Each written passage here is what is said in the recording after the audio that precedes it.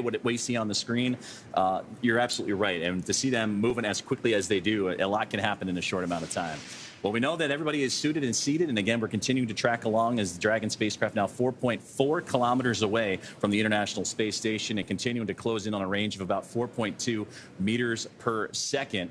Well, they're continuing to track each other. Last time we checked in with where the International Space Station was, it was crossing over the Pacific Ocean, heading towards the east coast of the more southern region of South America. So as they continue that cat and mouse game of trying to find each other along the way, let's take a look at that crew that you have here on the ground supporting today's mission. Now, that's a great live shot of where we are here in Hawthorne, California, and that's where all the positions actively monitoring all the systems on the Dragon Endeavour spacecraft. And we also have all the teams that are in NASA's Johnson Space Center doing likewise from the International Space Station perspective. And Jesse, that's where we're going to pretty soon hear a lot of communications on what they call the big loop, where we're going to get both vehicles, International Space Station and the Dragon spacecraft, along with the teams here in Hawthorne and the teams here in Houston, all synced up on a single line of communication so that everyone has open dialogue and open communication as we get further and further in the docking process. Yeah, that's exactly right. There's multiple teams that are going to be monitoring the crew throughout their journey. We have the launch team this morning. We have this crew in mission control right now, Hawthorne, monitoring the crew all the way as it gets to the International Space Station. And then we'll transfer over to Houston, monitoring the crew while they're on the station. So there is that overlap period where both teams need to be working in tandem with each other. And we're about to experience that very shortly. And we're continuing to track for an approximately a contact of about 11:26 p.m. Pacific time. And that's what we're tracking right now. And that would be about 2:26 a.m. Eastern for that initial soft capture between the Dragon Endeavour spacecraft and the International. 4.010.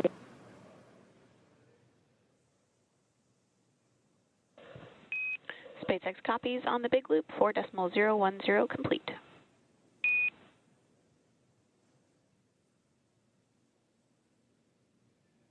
And that's great communication there between, again, the teams here on the ground and the crew up aboard. It's been a little bit quiet, but we know it's going to pick up as they get closer and closer. And again, we talked about the big loop that we're going to be here and monitoring. And again, the teams in Houston keeping a close eye on that as well. But again, we were tracking right now at approximately 11:26 p.m. Pacific time at 2:26 a.m. Eastern time for that soft capture and initial contact between Dragon Endeavour and the International Space Station. Approach initiation burn came and went well. Now we're looking to approach Waypoint 0, that 400-meter mark. And again, Dragon now inside 4 kilometers away. Now 3.8 is what we're tracking and starting to slow down a little bit, about 3.9 meters per second rate of closure. So they're getting closer and closer, Jesse.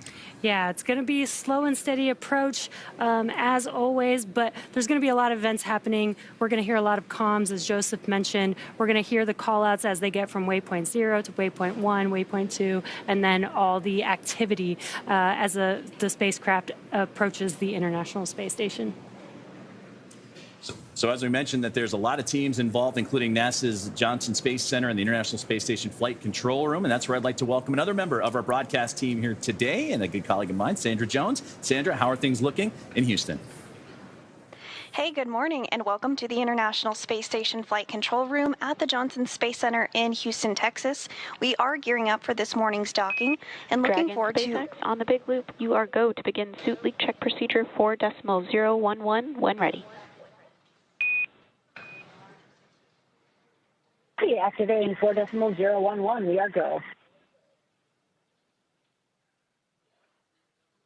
And those communications just now between the ground and up to the commander of Dragon, that is Zena Cardman. They are going to begin working through some suit leak checks at this point, as they are now suited up in their spacesuits. But again, we are looking forward to welcoming Crew 11 on board the space station soon. Dragon's approach will be monitored both on the ground and from the space station's cupola, using special software to track Dragon's approach and make sure it stays in the expected zones. Once Dragon is docked, NASA astronaut Nicole Ayers will be primed to start hatch opening operations, and they will start by opening the large hatch on Node 2 Zenith, or the space-facing port, which will give them access into the pressurized mating adapter. The crew will then pressurize the vestibule, which is a small space between the hatches on the Dragon and space station. This area was previously exposed to vacuum prior to docking, so the crew will need to fill it with air and make sure its pressure is nearly equal with the atmospheric pressure on Dragon and the space station. Heirs will then use a small valve on the station's hatch to slowly introduce air into the space station's vestibule. Flight controllers here in Houston will monitor and verify the pressure readings to make sure that everything is leak-free before we get ready to open up the hatches. NASA Flight Director Ronak Davey is the Mission Control Director for today's approach and docking, and to their right is their CAPCOM, or capsule communicator, who will be communicating with the crew aboard the space station.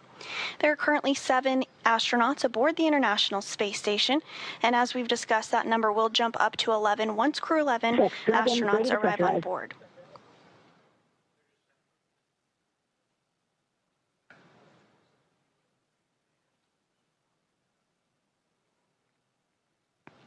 And as we continue to hear those communications as the crew is going to begin working through their leak checks, we're excited to get our Crew 11 astronauts aboard to work on handover. SpaceX on the big loop, you are go to initiate suit leak check.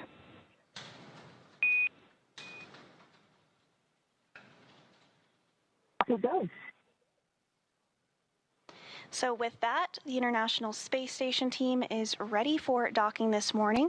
That's the latest from here in Mission Control Houston. I'm going to toss it back over to Hawthorne to continue to walk you through the next steps this morning ahead of docking.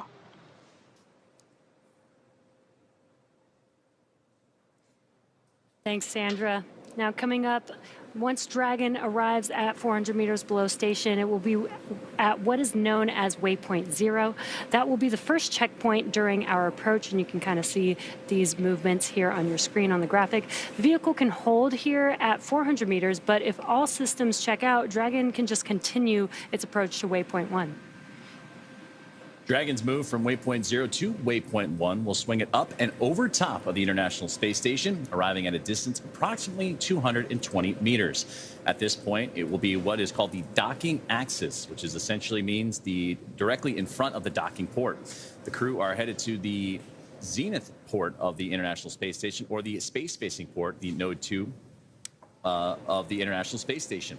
Dragon has docked to Node 2, also known as Harmony, for all of those crewed missions so far, because that's where both the international docking adapters are located.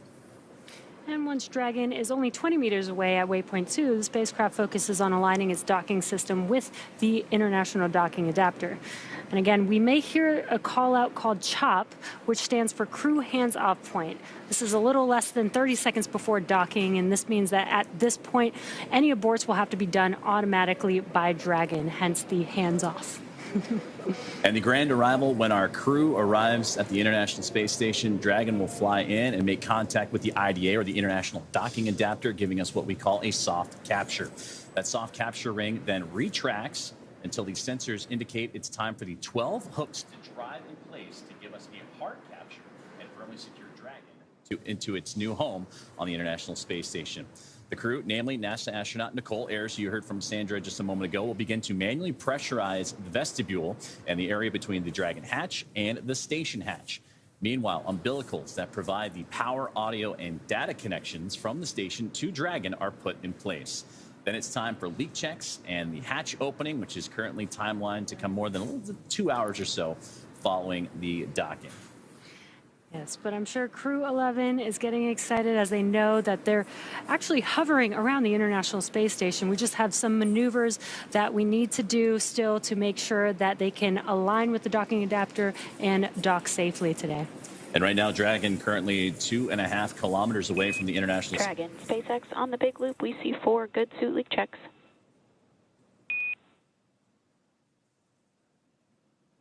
Dragon copies on the big loop. We see the same.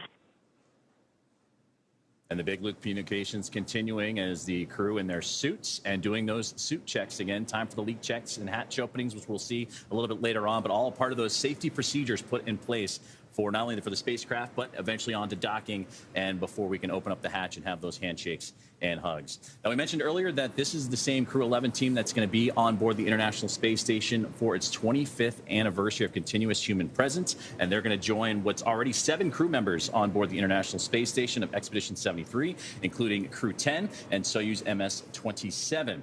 Now, the members of Crew 10, they launched back in March March 12th, in fact, of 2025, and they have been up there for a little while, led by a NASA astronaut and commander of the crew, Anne McClain, first-time flyer, and NASA for the pilot of Crew 10, Nicole Ayers, Takuya Onishi of JAXA, and Kirill Peskov of Roscosmos. And also Johnny Kim, the NASA astronaut, a part of the Soyuz MS-27 crew that launched back in early April with Sergei Ryzhikov and Alexei Zubritsky. So for Zina Cardman, Mike Fink, Kimya Yui, and Oleg Platonov, excited for that reunion. And in fact, Zina Cardman, NASA classmates, a part of the Turtles class with Johnny Kim. So I know they're excited to catch up with each other as well. Kimya Yui onboarded and became an astronaut along with Takuya Onishi. And for Yui, that's his best friend. He's actually looking forward to going and reuniting with his best friend. And it's been a little while, about 4 years since the last time there were 2 JAXA astronauts on the International Space Station together. So impressive there. And then for Oleg Platonov, reuniting with his Roscosmos cosmonaut crew as well. So a lot of reuniting, a lot of happiness that'll be coming from this crew. But to be a part of this expedition and then also be the crew on board for 25 years of continuous human presence, all kinds of milestones to celebrate. Yeah, that's probably pretty exciting to go and meet your best friend in space. I think that's really cool that we are getting more crew in space, government and commercial crew in space, and maybe one day, you know, that'll be the phone call you make, like, hey, I'll meet you in space. And to that effect, too, just because of where they're docking today, again, that Zenith port, the space-facing port of the Harmony module, that was recently vacated just a couple of weeks ago from Axiom Mission 4, the 4th private astronaut to the International Space Station. So a lot of comings and goings and a lot of people on board station at any given point. But for them to come around and for the Dragon Endeavour celebrating its own milestones, its 6th flight and its return to the International Space Station again after 5 years ago to this day, it was the splashdown and return of Demo 2. And there's some great views that we're now getting.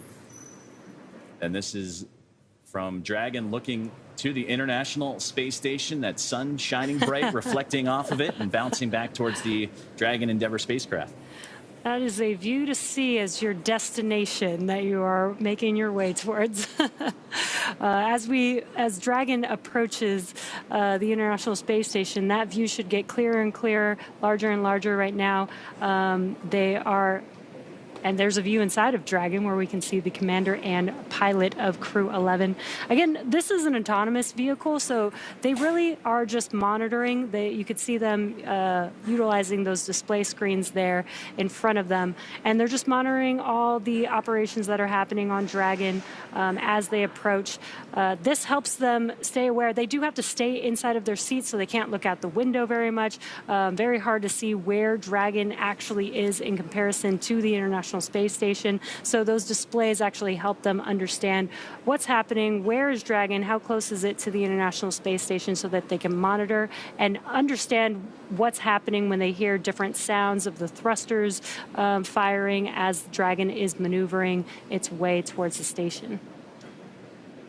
And if necessary, there can be mid-course maneuvering after the approach initiation burn, which has already happened. And we just got note that there will be some more fine-tuning of the Dragon Endeavour spacecraft. And there you're seeing the over-the-shoulder shots as Mike Fink and Zina Cardman. Those are the 2 in the middle of the capsule. Platonov and Yui are on either side of them, but they're the ones talking over. And as you said, Jesse, monitoring what's soon to be in about a minute and a half to a minute or so of what's going to be that fine-tuning burn to make sure that Dragon is fine-tuning its path and on the right approach. You can see the great numbers down there at the bottom of your screen, too, of how close Dragon is getting to the International Space Station. And there's the space station from Dragon once again, as they are 13 hours and 30 minutes into today's flight. Their flight from liftoff, which was earlier this morning at 11:43 a.m. Eastern, 8:43 a.m. Pacific time. So it's been a event-filled day for this Crew 11 team. Had they lifted off on the first attempt yesterday, it would have been a lot longer of a phasing, about 39 hours or so, a chance to get settled in. And there's a great view from the International Space Station on the right side, looking down at Dragon. So they're inching their way slowly but surely as we continue to monitor the progress of the Dragon spacecraft. But again, we did catch word that there will be an out-of-plane burn, an adjustment burn to follow up, so they continue that fine-tuning process and make their way to the International Space Station. And some great views here on the left-hand side, inside of Dragon, with the crew on your right-hand side, again, from the International Space Station, looking at Dragon as it approached. And in the bottom right-hand of your corner, you could see the graphic showing the thrusters on Dragon, which I think is really cool. It's a live graphic of every thruster that is thrusting, essentially. And I think it's so cool because, you know, they're firing at different moments. There's a lot of tweaking that needs to happen. So there's several different thrusters firing at all different times to make sure that Dragon is oriented exactly the way that it needs to make its way as it approaches closer and closer to the International Space Station. And Jesse, just to the right of that graphic you're seeing is those thrusters continuing to fire. And again, this is the maneuver, the mid-course burn that they're attempting and pushing Dragon to continue to properly align itself on the right trajectory to the International Space Station. But that's the International Docking Adapter that'll come into play a little bit later on. We've talked about the hooks needing to drive and hook to, after the soft capture, create the hard mate and bring Dragon even closer to the International Space Station before the leak checks can occur, the hatch opening, the pressurization, and so forth. So some great views on that screen. And again, as the spacecraft continuing to make its way closer and closer to the International Space Station, now about 1.5 kilometers away and closing in at a good rate as well of about 2 meters per second, as both Dragon spacecraft and the International Space Station now covering over the southernmost portions of Africa. Dragon SpaceX on the big loop, mid-course maneuver complete, performance nominal. Trajectory has converged on waypoint 0. Dragon copies. Great news. Great news indeed. That mid-course maneuver burn is complete. That was where we were seeing all those thrusters firing. Again, an adjustment needed as the vehicle approaches the International Space Station. There are very particular planned burns, and sometimes we add in additional potential burns that are only used if needed, and we did use this mid-course burn for this coasting phase for the Crew 11 crew. And you could see on your left-hand screen, well, there was a map of where Dragon and the International Space Station were located around the globe, but this is a great view of from the International Space Station, looking at Dragon. As you can see with Earth in the background, Dragon is still below the International Space Station. It'll soon move its way to Waypoint 1, which will swing it up and above the International Space Station. And those views, really again, cool coming views. from the orbiting laboratory, but and absolutely stellar. And that's the Cronus position inside of NASA's Johnson Space Center and Mission Control, providing these great views that allow us to follow along with Dragon's trajectory and procedures. But going back to a successful mid-course maneuver and helping out with that AI burn too, Jesse, that's just one of several opportunities where you can fine-tune and have those gates, those checkpoints, because now we're tracking what will be soon the next big milestone, reaching waypoint 0, that 400-meter mark, before Dragon will continue its approach. And they can hold at that waypoint 0, but if everything is aligned properly, sometimes we've seen the Dragon spacecraft continue to move forward. The crews on the ground both agree that everything looks great and we can continue to push forward, but just that's why we have those gates, to make sure that everything is properly aligned before we get any closer. And also on the bottom left-hand of your screen, you could see a couple dials there. We have the range and the rate. The range is the distance from the International Space Station, and the rate is how quickly it's moving towards the International Space Station. So again, live range and rate there that you can follow along as Dragon makes its way to the International Space Station. So 1.2 kilometers away is all that separates the two vehicles right now. And on the left-hand side, again, those over-the-shoulder shots of Mike Fink and Zena Cardman looking over those trajectory. And there's Dragon looking up at the International Space Station, and there's the space station looking down at Dragon Endeavour. Now, again, they're going to be performing all these different gates that we've been talking about. Waypoint 0 is the next one, where they're going to reach the 400-meter mark from there, Waypoint 1 and Waypoint 2. Now, part of that will also have them go up and over top of the International Space Station, because again, they're going to catch up to the space station from below, swing out in front, and then over to the zenith port, or the space-facing side of the International Space Station to docking. So still quite a bit of movement left for the spacecraft to accomplish.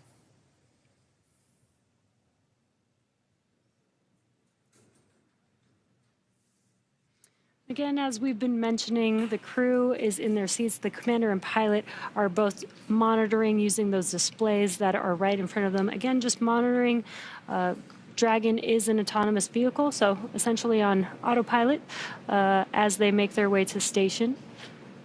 And I love this view of the International Space Station. You know, you see pictures and sometimes models of the International Space Station, but when you get to see it live, like a live view like this, it is so cool to know that that is flying above the Earth at all times, and you get to see it a little bit up close. Even though we're down here on Earth, we get to see it live on these views. Especially as we get closer, all the hardware up close from the solar arrays you can see fanned out on either side.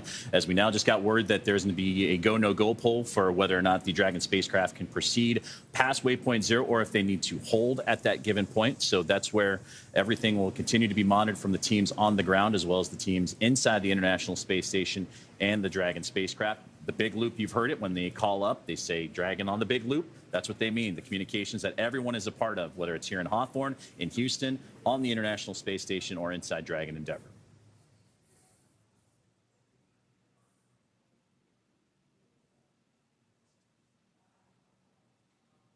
And they've also just crossed the 1,000-kilometer mark, or 1,000-meter mark, 1 kilometer, if you will, and that brings them into the approach ellipsoid. So that's how close we are, and those milestones we're starting to reach for the spacecraft. So now approaching about 920 meters away, and there's that rate of closure, that 4.9 meters per second for Dragon Endeavour, is Zena Cardman and Mike Fink continuing to look over their screens and see the trajectory. And you can see it a little bit on that middle screen there where the orb kind of on that top portion, that's where the International Space Station is. And you can see some of those lines, those pathways being drawn. That's where the Dragon spacecraft is looking to maneuver. You can see it even swing up and over to the left and kind of curve up and over top. So it's fun to see what the astronauts are seeing as they continue their procedure and stair-stepping to the orbiting laboratory.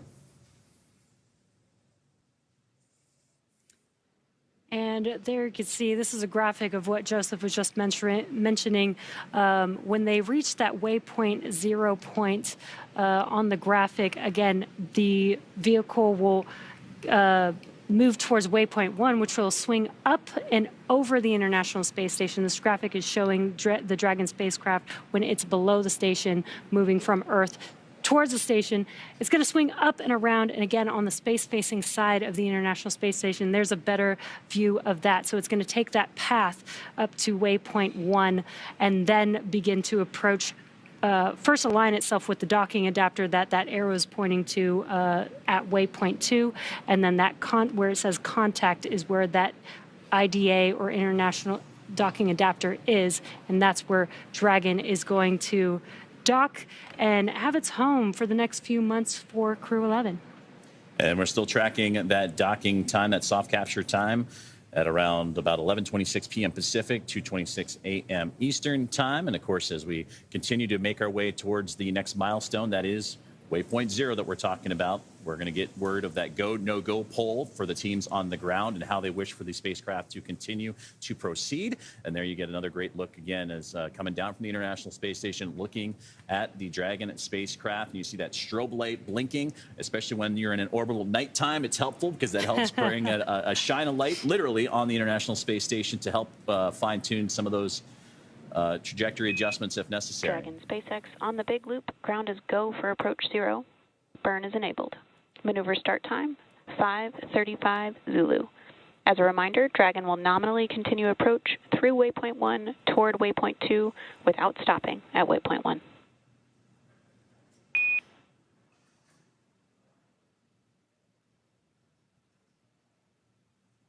Dragon copies. We see the approach leg enabled flag is true. This will initiate at 0535 Zulu. Dragon will not stop at waypoint 1.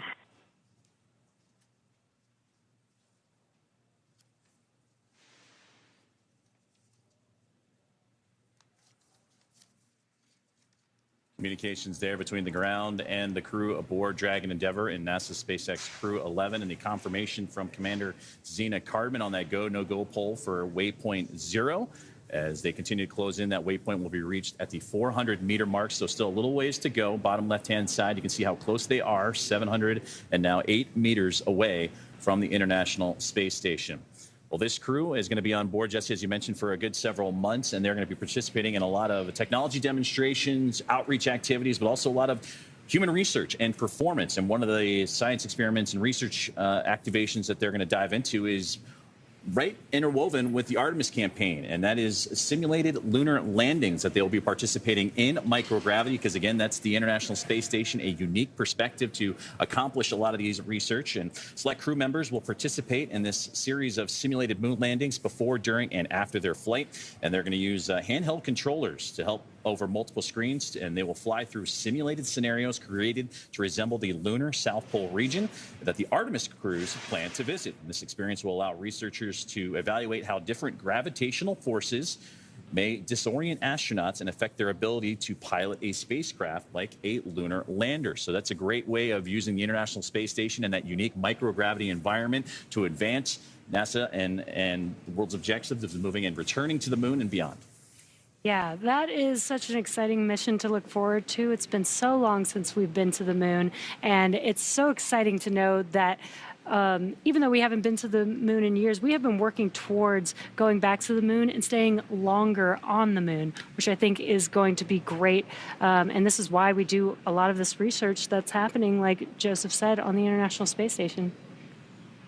So now 630 meters away. Now, inside of that is the Dragon Endeavour spacecraft continues its climb to catch up to the International Space Station. And that's just one of many research items, Jesse, that the crew will be participating in. Another one is learning more about the spaceflight-associated neuroocular syndrome, or we call it SANS for short. And that study will investigate fluid pressure on the brain while they examine how the body processes B vitamins and whether supplements can help astronauts respond to bodily fluid shifts. Because in microgravity, like here on Earth, you have the gravity kind of keeping your body fluids in check and everything able to cycle appropriately. But in microgravity, that can shift, and participating crew members will test whether a daily B vitamin supplement can eliminate or ease symptoms of that SANS. And specific crew members will also wear thigh cuffs to help keep bodily fluids from traveling to the head. So it'll be interesting to see what results come of that, because again, all this being able to accomplish in that unique microgravity environment of the International Space Station to benefit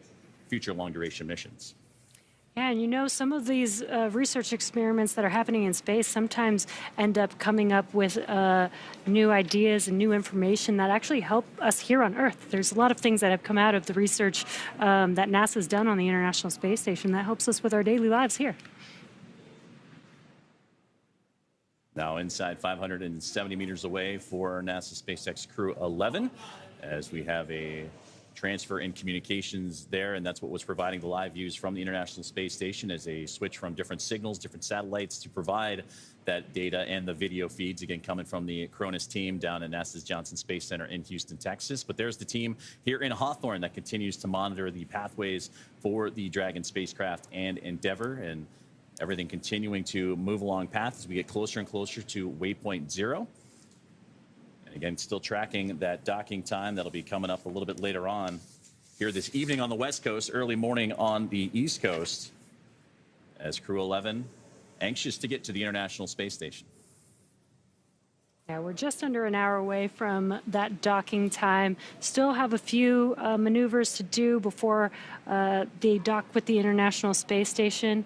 But it's a nice, smooth journey for them so far. Again, launching this morning, and just about 15 hours on their coasting to the International Space Station so far. Just about 1 hour left. And that's what you're seeing right there in the bottom of your screen there, the T+. That's 13 hours, 45 minutes, and now 40 some odd seconds since they launched earlier this morning at 11:43 a.m. Eastern time, as we're now getting those views back as they were able to reconnect all the communications there. There's the Dragon spacecraft looking at a wonderful rendition and wonderful resolution of the International Space Station right there. And you can even see a Dragon spacecraft that is for Crew 10 right there on the topmost portion of the International Space Station. And that is the Dragon Endurance that took Crew 10 back to the orbiting lab back in March. Yeah, again, I love this view.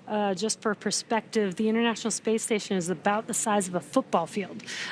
So with that in mind, you can kind of see how far Dragon is from the International Space Station so far. But as it gets closer, you can see how large the International Space Station really is. We're about 5 minutes away from reaching waypoint 0 as we're closing in about 100 meters in terms of distance until we reach that 400-meter mark, and that's where waypoint 0 is to begin the first of what is going to be 3 gates or 3 checkpoints for the Dragon spacecraft to reach: waypoint 0, waypoint 1, and waypoint 2.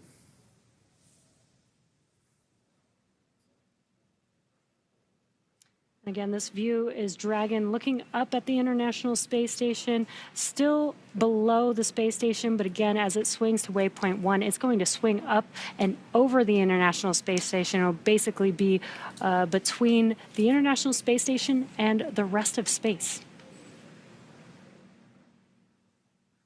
We're still a few minutes away from reaching that waypoint 0 part, but it's good to see that gap continuing to close as, again, over-the-shoulder looks of NASA astronauts and Commander Zena Cardman on the left-hand side there, and that's Colonel Mike Fink, the pilot of the Dragon Endeavour spacecraft, on the right. And you can see similar views of what we were just looking at from the viewpoint of Dragon up to the International Space Station for Mike Fink and Zena Cardman. The screens on the far left and right-hand side. You can see the that viewpoint that they're looking at as well, and then all the telemetry data right there in the middle. You can see Dragon slowly but surely, a small dot making its way up at the bottom portion to that circle up towards the top of the screen. That is the International Space Station.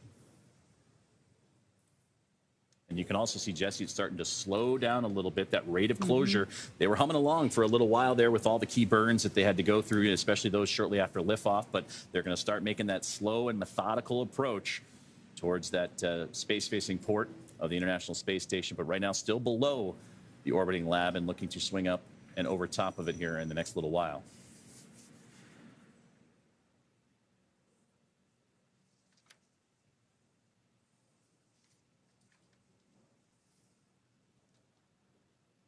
Now approaching 460 meters away, and again tracking for that docking time of approximately 11:26 a.m. Pacific, 2:20 p.m. Pacific, 2:26 a.m. Eastern time on what's been a full day of activities for Crew 11 after launching earlier this morning at 11:43 a.m. Eastern. About a 16-hour and some change phasing, but they're arriving a little bit ahead of schedule at the moment, so anxious to get there. And waypoint 0 again is about 400 meters away from the space station. So if you look at the bottom left-hand corner of your screen, that range dial there, that is showing how close the vehicle or the distance the vehicle is from the International Space Station. About 50 more meters to go to get to waypoint 0. 2.5 minutes is what they're estimating right now to get to that waypoint 0 mark, and we'll continue to hear communications from the big loop. That's the Dragon International Space Station, teams here in SpaceX in Hawthorne, and the International Space Station Flight Control Room in Houston, all communicating together as they continue to advance to that waypoint 0 milestone.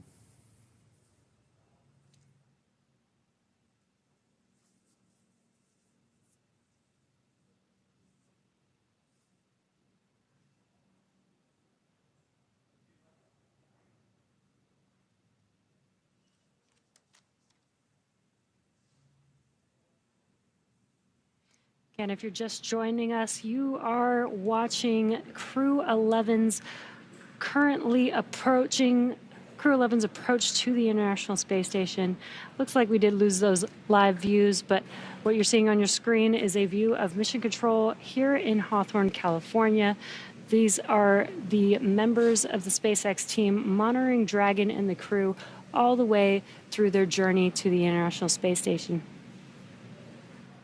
And those views continue to come and go, and that's perfectly normal. That's the communication shifting between different points of contact for the vehicles as they continue to orbit around the Earth, 17,500 miles an hour. You have to kind of pinpoint those communications. So there's little acquisitions of signal, AOS that you sometimes hear, or loss of signal, LOS, that you sometimes hear. So there's a great view of the teams inside of the SpaceX Mission Control here in Hawthorne as we await the acquisition of signal for both the Dragon spacecraft and the International Space Station to continue to bring those views. But right now we're coming up on about a minute away from reaching that waypoint 0 mark, and that's where those first of 3 gates will occur. So far, recapping what's happened, we mentioned that the launch was earlier this morning for NASA SpaceX Crew 11, and then shortly after launch, they would begin a sequence of burns, Jesse, that they would need to accomplish to stair-step their way, climb up higher to connect and eventually catch up to the International Space Station, which they are still doing so today, and they have done so swimmingly. Everything has been going as planned for the teams and monitoring those up on the Dragon spacecraft, International Space Station, and here on the ground. And that's where it kind of puts us where we are today, is they're starting to make that 400-meter mark away and ever so slowly making it closer and closer. And again, we are approaching Waypoint 0. We were just about 50 meters away when we lost that live view. But here's that graphic again to show you where Dragon currently is. Again, Waypoint 0 is just 400 meters from the International Space Station. Once we reach Waypoint 0, the vehicle is going to swing itself up and over the International Space Station. So this view of this graphic here showing Dragon below, basically between Earth and the International Space Station. And so to make its way from Waypoint 0 to Waypoint 1, it will be swinging around the space station. Here's that graphic there, up to Waypoint 1, which will be between the space station and space. And then it'll align itself with that docking adapter and then make its way to dock with the International Space Station. It'll pass through Waypoint 2, which is about 20 meters from the space station. Again, these are just checkpoints to make sure that the vehicle is healthy, that the International Space Station is ready for them to continue their approach, and then it'll eventually do a soft capture with the IDA and then a hard capture with 12 hard hooks that will safe the vehicle to the International Space Station for its home for the next few months. And I love that graphic, too, because it illustrates the milestones and distance, too. Not only we say Waypoint 0, Waypoint 1, Waypoint 2, what does that mean? Well, we said 400 meters. That's Waypoint 0. When you get to Waypoint 1, as you mentioned, Jesse, it goes up over top. It'll be 220 meters away, and then it'll continue to approach to the 20-meter mark. Dragon SpaceX on Dragon to ground. Approach 0 has started, and the trajectory has converged on Waypoint 1. Expect arrival at Waypoint 1 at 6:10 Zulu.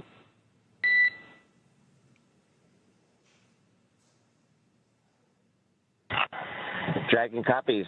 Expecting Waypoint 1, 6:10 Zulu. Dragon to ground.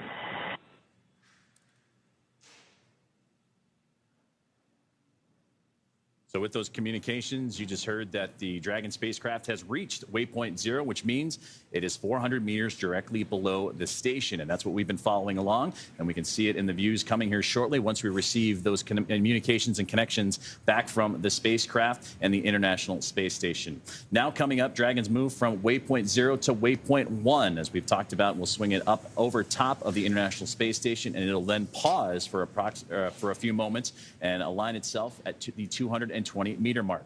And at this point, it'll be on what we call the docking axis, which is essentially, it means it's directly in front of the docking port, which today it's going to the zenith port, the space-facing port of the International Space Station, one of the two on that front side. There's the forward-facing, but we saw in great images earlier, that is where the Crew 10 Dragon currently resides. So that's where and why the Dragon spacecraft is going up to the space-facing port. So we're already hearing teams on the ground continuing to talk, and we'll hear more polls for going or go no-goes as everything continues to remain on track for Crew 11 and their approach to the International Space Station. Yeah, we're just around about 30 minutes or so away from Dragon making its way to that Waypoint 1 location. Again, these are slow and steady moves. As we saw when we did have live views, it looked really slow as it was approaching. But again, just a reminder, both spacecraft are flying at 17,500 miles per hour, which is pretty fast. And that docking port, again, was just recently vacated a couple of weeks ago from Axiom mission for the 4th private astronaut mission to the International Space Station that saw former NASA astronaut Peggy Whitson and her crew that had representatives for the first time coming to the International Space Station from India, Poland, and Hungary. So it's certainly a milestone mission there, but they recently had departed, splashed down off the West Coast, the second West Coast splashdown for a SpaceX Dragon. Crew 10 will be the first NASA crew to do so, but again, that's where the home will be for Crew 11 here in the next little while as we get those great views back. 410 meters is where they currently reside, and at Waypoint 0, and we are now approaching the 14-hour mark of today's journey for the Crew 11 crew. And love that we get these live views. Again, this is the Crew 11 crew looking up at the International Space Station. The vehicle's still between Earth and the space station. And again, it's swinging to Waypoint 1, where it will be between the space station and space on the space-facing side, which is where it's going to dock today in under an hour from now. Now, this is the 6th flight of Dragon Endeavour that Crew 11 is on board right now. We've talked about the milestones, that today is the 5th anniversary of the return of the Demo 2 crew with Bob and Doug, but this also supported, the spacecraft also supported Crew 2. We talked about Axiom Mission 4. This spacecraft supported the first private astronaut mission, Axiom Mission 1, Crew 6, and Crew 8. So a great history, as this is, again, the first flight of this particular Dragon and the first Dragon spacecraft to have 6 flights under its belt. Yeah, the flight leader of the 5 Dragon spacecraft that we have in operation, carrying crew to and from the International Space Station out into space. Just pretty incredible how far reusability has come with spacecraft. The fact that we are on the 6th flight of Dragon is mind-blowing to me. And we heard from the management teams of all the different programs, Commercial Crew Program, the NASA management, the International Space Station. But SpaceX had their management team on the post-launch press conference today, and they mentioned that this Dragon Endeavour holds the longest duration for a single mission. That was Crew 8, 235 days. And now, when they launched, they were at 700 days, right on the button, cumulative time for Dragon Endeavour. They anticipate that to possibly hit 4 digits at the time of mission completion. So again, an impressive run for this particular spacecraft, carrying NASA astronaut and commander of Crew 11, Zena Cardman, along with pilot and NASA astronaut Mike Fink. And then you have JAXA astronaut Kimia Yui and Oleg Platonov of Roscosmos, the crew of 4, again, making its way slowly but surely to the International Space Station. Yeah, Joseph, you hit a lot of milestones that Endeavour has been accomplishing. And again, reusability for SpaceX is key. It's basically our whole mission. This is how you bring the cost of space down, and being able to fly over and over again using the same vehicle is just incredible. And to be a part of these missions and watch this happen in real life is so cool. And we mentioned earlier in the broadcast that there are crew aboard the International Space Station that are helping, currently activating and helping out with the docking procedures for today, and that's namely NASA astronaut Johnny Kim and NASA astronaut Nicole Ayers. For Kim, he is located in the cupola, the window to the world. You've seen a lot of phenomenal imagery coming from now nearly 25 years of the International Space Station and continuous human presence from those great views. Well, he's using special equipment to monitor Dragon's approach to the International Space Station. And then Nicole Ayers will be on tap to help out with the hatch opening procedure. She did likewise for the Axiom Mission 4 team, so she has that experience to go, as ready to welcome in 2 of her own from NASA, and again, JAXA and Roscosmos astronaut and cosmonaut in tow as well. So again, it'll be a full day. I know this crew on board the Dragon, as well as the crew on the station, will be happy to see each other. They'll wind things down, but then they'll also begin handover procedures, which are going to get underway, about 3 days worth of full handover procedures, starting what I imagine be right tomorrow. They'll get familiarized with the station, go over safety protocols, and ultimately get themselves settled in and situated, because on the horizon will be the return of Crew 10.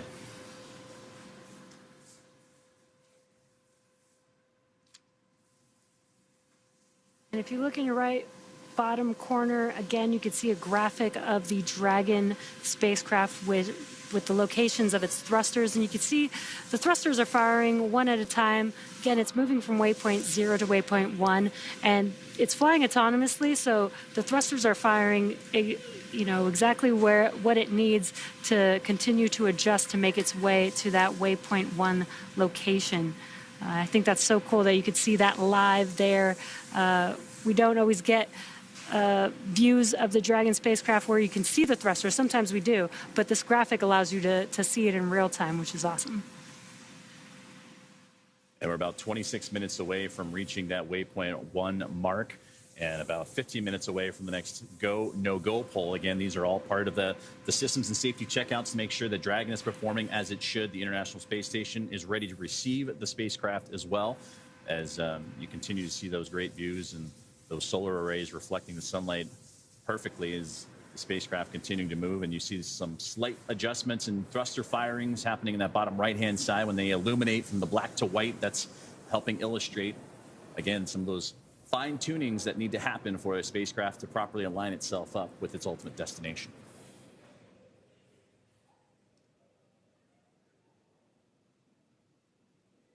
So to recap what we've been seeing so far here this evening and what has been now just inside of the 14-hour mark of today's flight, earlier this morning, Crew 11, NASA SpaceX Crew 11, would launch from the Kennedy Space Center off the Florida coast at 11:43 a.m. Eastern time and begin what was about a 16-hour journey and still counting down to about 2 more hours or so to if they might match up. Now, they did get a little bit ahead of schedule, but ultimately a shorter time period than their first launch attempt, which would have had them on about a 39-hour phasing, but ultimately a busy day from launch to the anticipated docking time, which we're still tracking to be around 11:26 p.m. Pacific, 2:26 a.m. Eastern time. And as we mentioned earlier, we're a few more minutes away from the Waypoint 1 milestone, which will be 220 meters away, is all that separates the Dragon spacecraft and the International Space Station. And again, we're going to hear another round of go, no-go polls as the crew on board. You can see again Mike Fink on the right-hand side, Zena Cardman, she is on the left, working through their screens. And again, as you mentioned, Jesse, autonomously Dragon the ability to dock, but if they do need to take over manual control, they can do so, but certainly following along with every step of their procedures. This is also a cool view. And of course, we lost the view right when I wanted to point out the spacesuits and the difference between Commander Zena's spacesuit and Mike Fink's spacesuit. When the view comes back, I'll try and point it out, but you could see the differences in the suits and the gloves and the cuffs on the arms.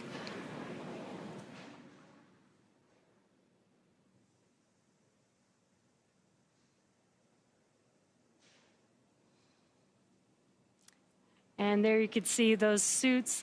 You could see the difference right there just visually from Commander Zena's suit versus Mike Fink on the right. Mike Fink. SpaceX Dragon to ground. Quick temperature request. Go ahead, Dragon. With you on Dragon to ground. Yes, sorry to ask at such a fun moment, but could we have it a little bit cooler in our cabin, please?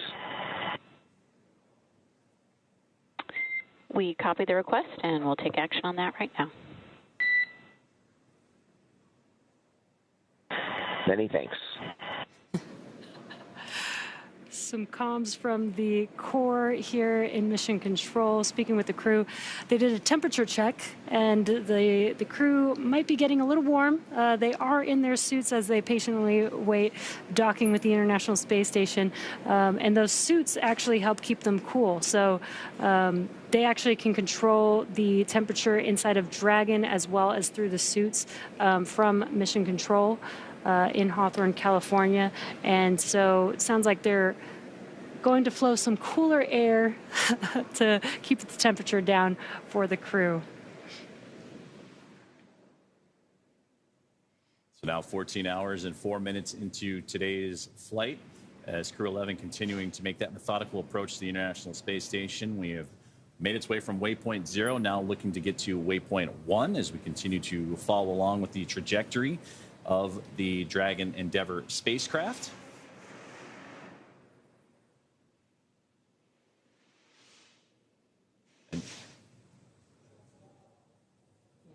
This is a slow approach to the International Space Station, but again, we have multiple checkpoints to make sure that the vehicle is safe, the crew is safe, as well as the International Space Station.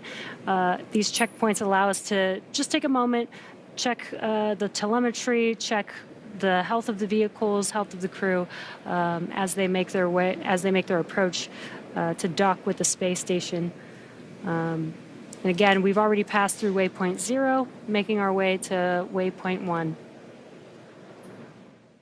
And again, this team, after a busy launch, we mentioned that the launch was earlier this morning at 11:43 a.m. Eastern time, had to accomplish a sequence of burns that Dragon needs to perform in order to climb higher up to catch up to the International Space Station. Phase burn, the boost burn, close burn, transfer, and then the final elliptic burn. And that's what helps set when Dragon is going to dock to the International Space Station. From there, we did the approach initiation burn, which was right as pretty much the broadcast started here this evening. And from there, we've now made our way to Waypoint 0. There was a slight adjustment between the approach initiation and Waypoint 0 to, again, fine-tune that Dragon path to the orbiting laboratory. And now we await for the arrival to Waypoint 1, which should be coming up here in just a little while now. But again, it's that methodical approach and that fine-tuning, and again, the communications between the teams on the ground that help this process along. And another great view. This time you see the arc of the Earth with the backdrop of the SpaceX Dragon Endeavour spacecraft. That's that little white dot, that little white speck you see against the blackness of space. But again, another impressive view of planet Earth as Dragon continues its approach. Yeah, and this is a great view to show the difference of where Dragon is relative to Earth and the space station. Earlier, just about 20 minutes ago, when the International Space Station was looking at Dragon, you could see Earth in the background, so you could tell that Dragon was between the Earth and the space station. Now it's kind of almost approaching the side of the International Space Station, not quite there yet, but you could see this is the path that it's taking to move up and over the International Space Station to make it to the space-facing side. Right now, Dragon and the International Space Station, they're flying off the coast of Japan at the moment as they continue to try and catch up to one another, flying 17,500 miles per hour.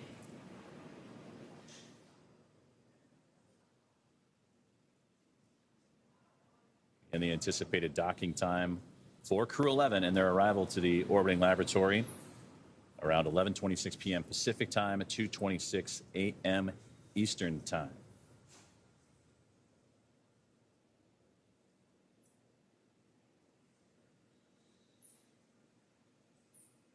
And that is the Dragon spacecraft right there, that white speck, and a great view from the ground teams and NASA's Johnson Space Center and Mission Control, the International Space Station Flight Control Room, the Cronus position, using those exterior cameras of the International Space Station to provide us with these spectacular views. And actually, when we get a chance, when we get to it, hopefully, we'll take a look at the Crew 11 patch, which has a nice nod to a view like this in the Voyager pale blue dot taken from the Voyager craft.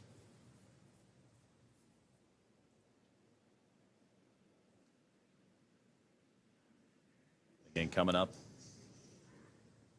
shortly on another go, no-go poll that'll have the Dragon Endeavour continue its journey towards the International Space Station, and from there, Waypoint 1, which will be 220 meters away.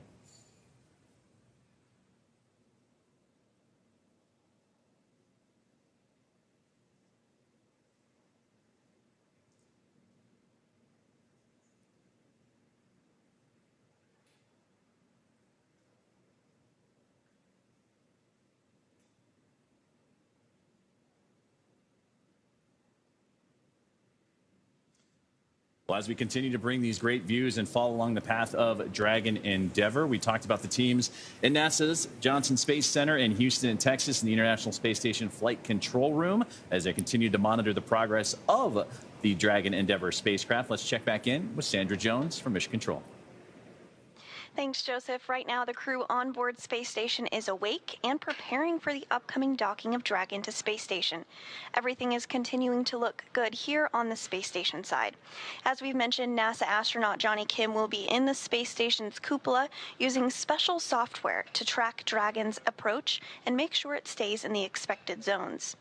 NASA astronaut Nicole Ayers will also be primed for hatch opening operations once Dragon is docked. During these operations, they'll start by opening the large hatch on Node 2 Zenith, which is that space-facing port, to give them access into the pressurized mating adapter.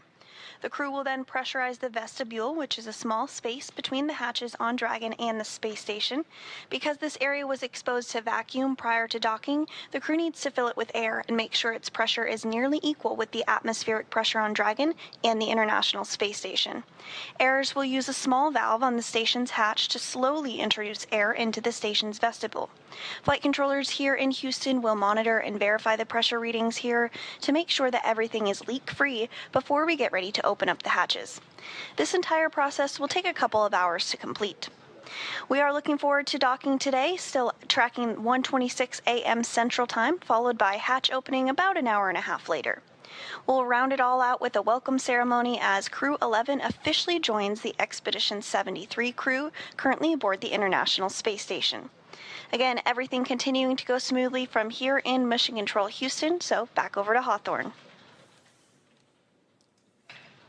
Thank you very much, Sandra. And yes, still a lot to come for the Dragon Endeavour spacecraft as they continue that methodical approach. You mentioned Johnny Kim continuing to monitor from the cupola, and Nicole Ayers, who will be on tap for the hatch opening procedures and pressurization checks, those leak checks once soft capture and then hard capture are completed. And then it usually takes about from soft capture and that initial contact to about 2 hours or so between hatch opening and welcoming the crew formally on board. And again, we'll hear all the communications and comms coming from all the teams involved, both here in Hawthorne and in Johnson Space Center and Mission Control. So again, that's a great view of the view from the International Space Station to the Dragon Endeavour spacecraft. This is a great view from the International Space Station, looking at Dragon as it's making its approach. And the sun is shining bright on Dragon, looking very bright there. We might be able to see some live thrust firings here from this view. There you go. And I like that you can see the reflection of Dragon in the lens. Yeah. It's a pretty awesome view. And there we're getting a sharper image. Very clear image of Dragon now. Very telling. Dragon SpaceX on Dragon to ground for cabin temperature.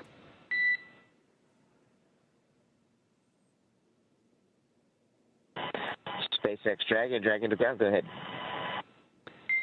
The ground team just took action to drop our thermal control system loop from the warm configuration to the medium configuration. That should help cool down the cabin temperature a bit for you guys. We're going to continue to keep an eye on it.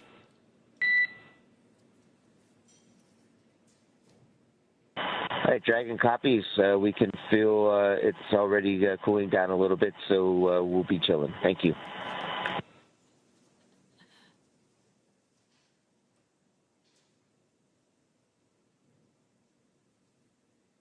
And that's closing the loop on some communications that we heard from pilot Mike Fink of NASA on board the Dragon Endeavour spacecraft, talking to the crew on the ground, looking to bring that temperature down just a little bit as they are in their suits and continuing that methodical approach to the International Space Station. And that's where this view is coming from. And we've been talking about the Cronus position inside the International Space Station Flight Control Room. That's the Communication Radio Frequency Onboard Network Utilization Specialist. That helps us put together these views. And actually, when you look inside of Mission Control, if you get a chance to visit Johnson Space Center, they are right in front of the Public Affairs Officer where Sandra Jones is today doing commentary, and they have the access to work closely with the team to provide some of these great views from the International Space Station looking onto the SpaceX Dragon spacecraft. And we also just got word that we're going to be coming up soon on the go, no-go poll for Waypoint 2 as they continue to march closer and closer to Waypoint 1. Again, Waypoint 1 is 220 meters away. Waypoint 2 will bring the spacecraft to just 20 meters away from the International Space Station. We'll hear the results of that go, no-go poll here shortly. And then after those communications, that is when the spacecraft itself will have reached that Waypoint 1 mark. We are getting closer and closer to seeing Crew 11 dock with the International Space Station, expecting that docking time to happen at 11:26 p.m. Pacific time. And again, really cool views. You could see Dragon getting clearer and clearer and closer to the International Space Station in this view. Again, we've got the dark background. That means that there's space behind Dragon, so it's moving from that waypoint 0, which was between Earth and the International Space Station. Now it's probably closer to being right next to the space station. And in your bottom left-hand corner, you can see the range or the distance from the space station, which is 380 81 meters from the space station. There's a better view to see a little bit more what that distance looks like as the Dragon spacecraft gets closer and closer to the station. As these two continue to track down each other, they are currently flying over the North Pacific right now, some 250 plus statute miles above the Earth.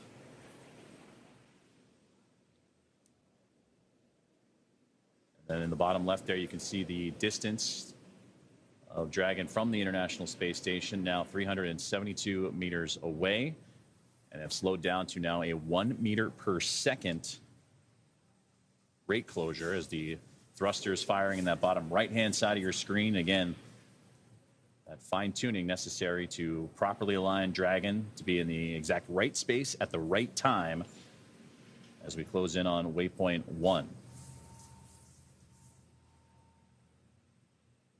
Yeah, and with this view, you can tell that Dragon is basically next to the International Space Station, which means that it's about halfway to that Waypoint 1 point.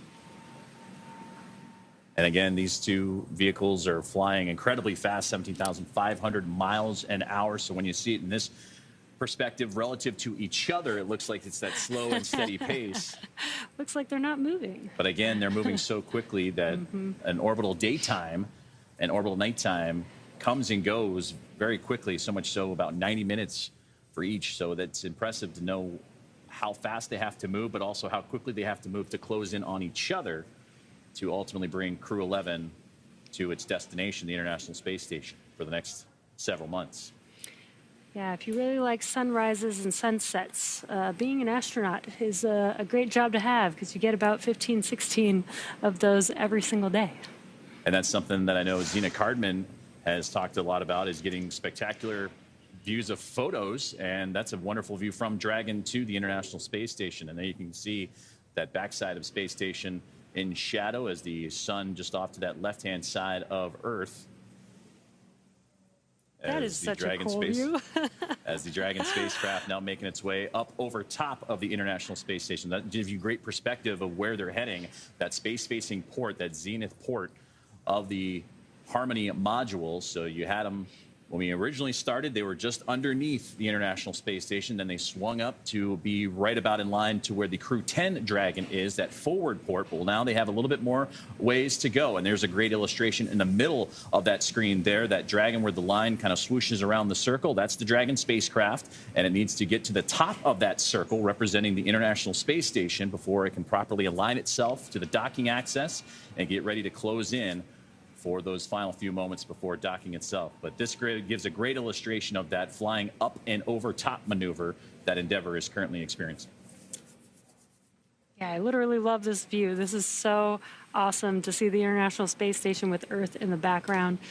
Again, Dragon is going to be moving to above the space station, so we'll eventually see, this is a view from Dragon, so we'll eventually see a view from Dragon looking at the space station with Earth like all behind the space station. That's how you know that Dragon will be above the space station.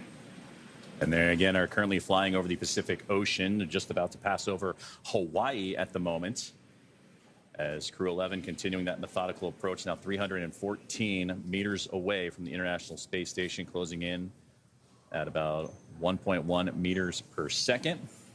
View on the left there is the over-the-shoulder look of Commander Zena Cardman and Mike Fink, and on the right is the view from the space station to the Dragon. And again, there's the International Space Station from Dragon on the left. And on that left-hand side, you can see the great solar arrays of the International Space Station, but you can also see the IROSAs, the rollout solar arrays on that left-hand side to help enhance the power of the International Space Station, collecting that sunlight, converting it into energy for the crew on board to fly the orbiting laboratory. And Dragon also does have solar arrays attached to the Dragon trunk. It's just on half of the trunk, but similar. While Dragon is in space and while it's docked to the International Space Station, that's how the Dragon spacecraft will be powered for its duration of its mission until it comes back down for splashdown. Now 294 meters away. The milestone we're looking to get to is 220. That is Waypoint 1. And we just received note that that's going to be about 6 minutes away. as Dragon Endeavour and Crew 11 continue its approach to the International Space Station, tracking approximately 2:26 a.m. Eastern Time, 11:26 p.m. Pacific Time, for what has been a full day for the crew, launching earlier this morning at 11:43 a.m. Eastern from Launch Complex 39A in NASA's Kennedy Space Center, and then would execute a sequence of burns after a nominal orbit insertion and great performances from Stage 1 and Stage 2 of the Falcon 9. And then would begin that stair step with those burns, the phase burn, boost burn, close burn, transfer burn, and then the final co-elliptic burn to get them into the position they're in now.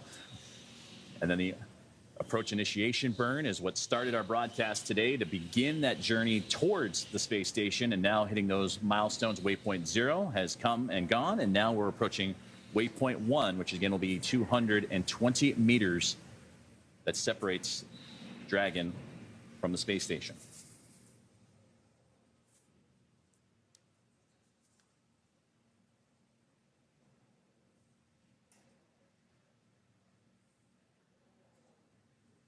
There they'll join Expedition 73 and then switch over to Expedition 74 in the fall when the Soyuz crew rotation is completed, and then I'll see NASA astronaut Johnny Kim return to Earth, and NASA astronaut Chris Williams will begin his first flight, and he will make his way toward the orbiting laboratory.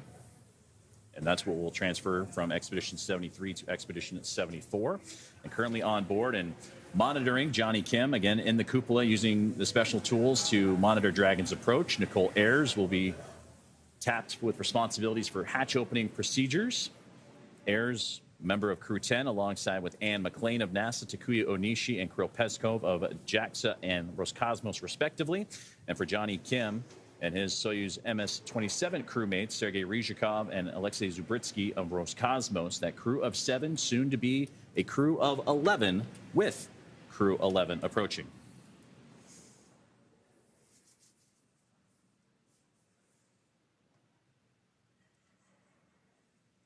Now closing in on 3 minutes until Crew 11 reaches Waypoint 1, and you can start to see the sun setting a little bit. And we talked about the orbital daytime, orbital nighttime, and that's where we're going to lean on that strobe in the middle of the Dragon spacecraft to help identify where the craft is in relationship to the International Space Station. And of course, you see the port side and starboard side red and green lights to help illustrate their direction as well.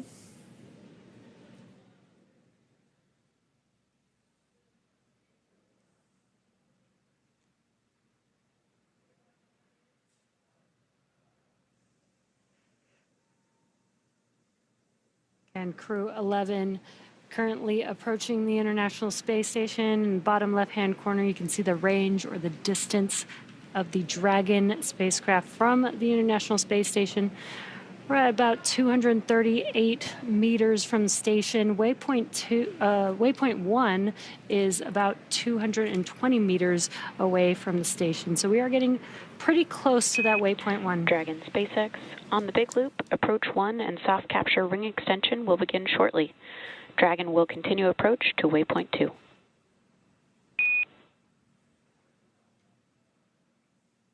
Copies. Ring extension beginning shortly. We're expecting to continue through Waypoint 1 onward to Waypoint 2.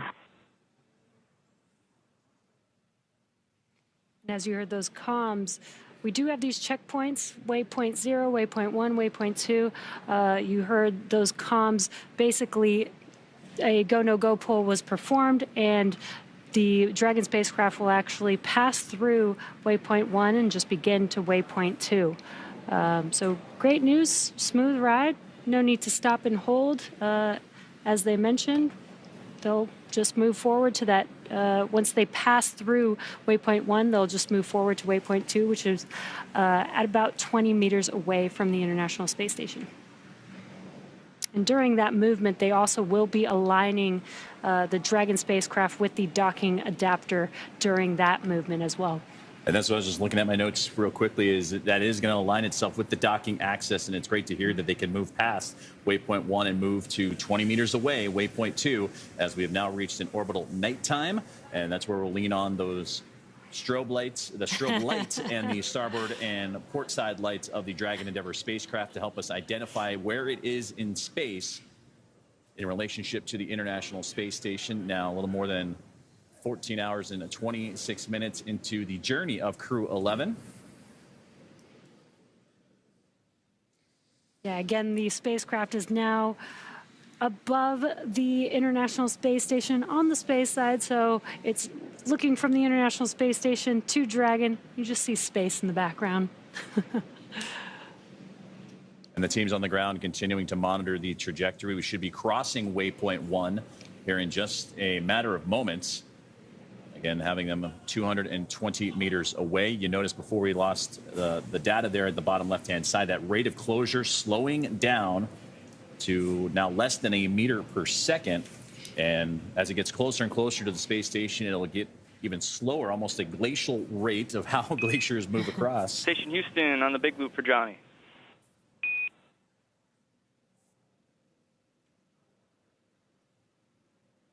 Station on the big loop here. Monitor approach per step 3 of 1.102, Dragon approach and retreat monitoring. Let us know when your review is complete and you are ready for docking. Station monitoring per step 3, the procedure review is complete and station crew ready for docking.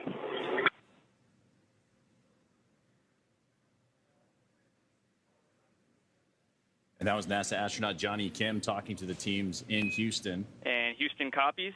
At Waypoint 2, Dragon will briefly pause to align for docking, then automatically resume approach. Station copy.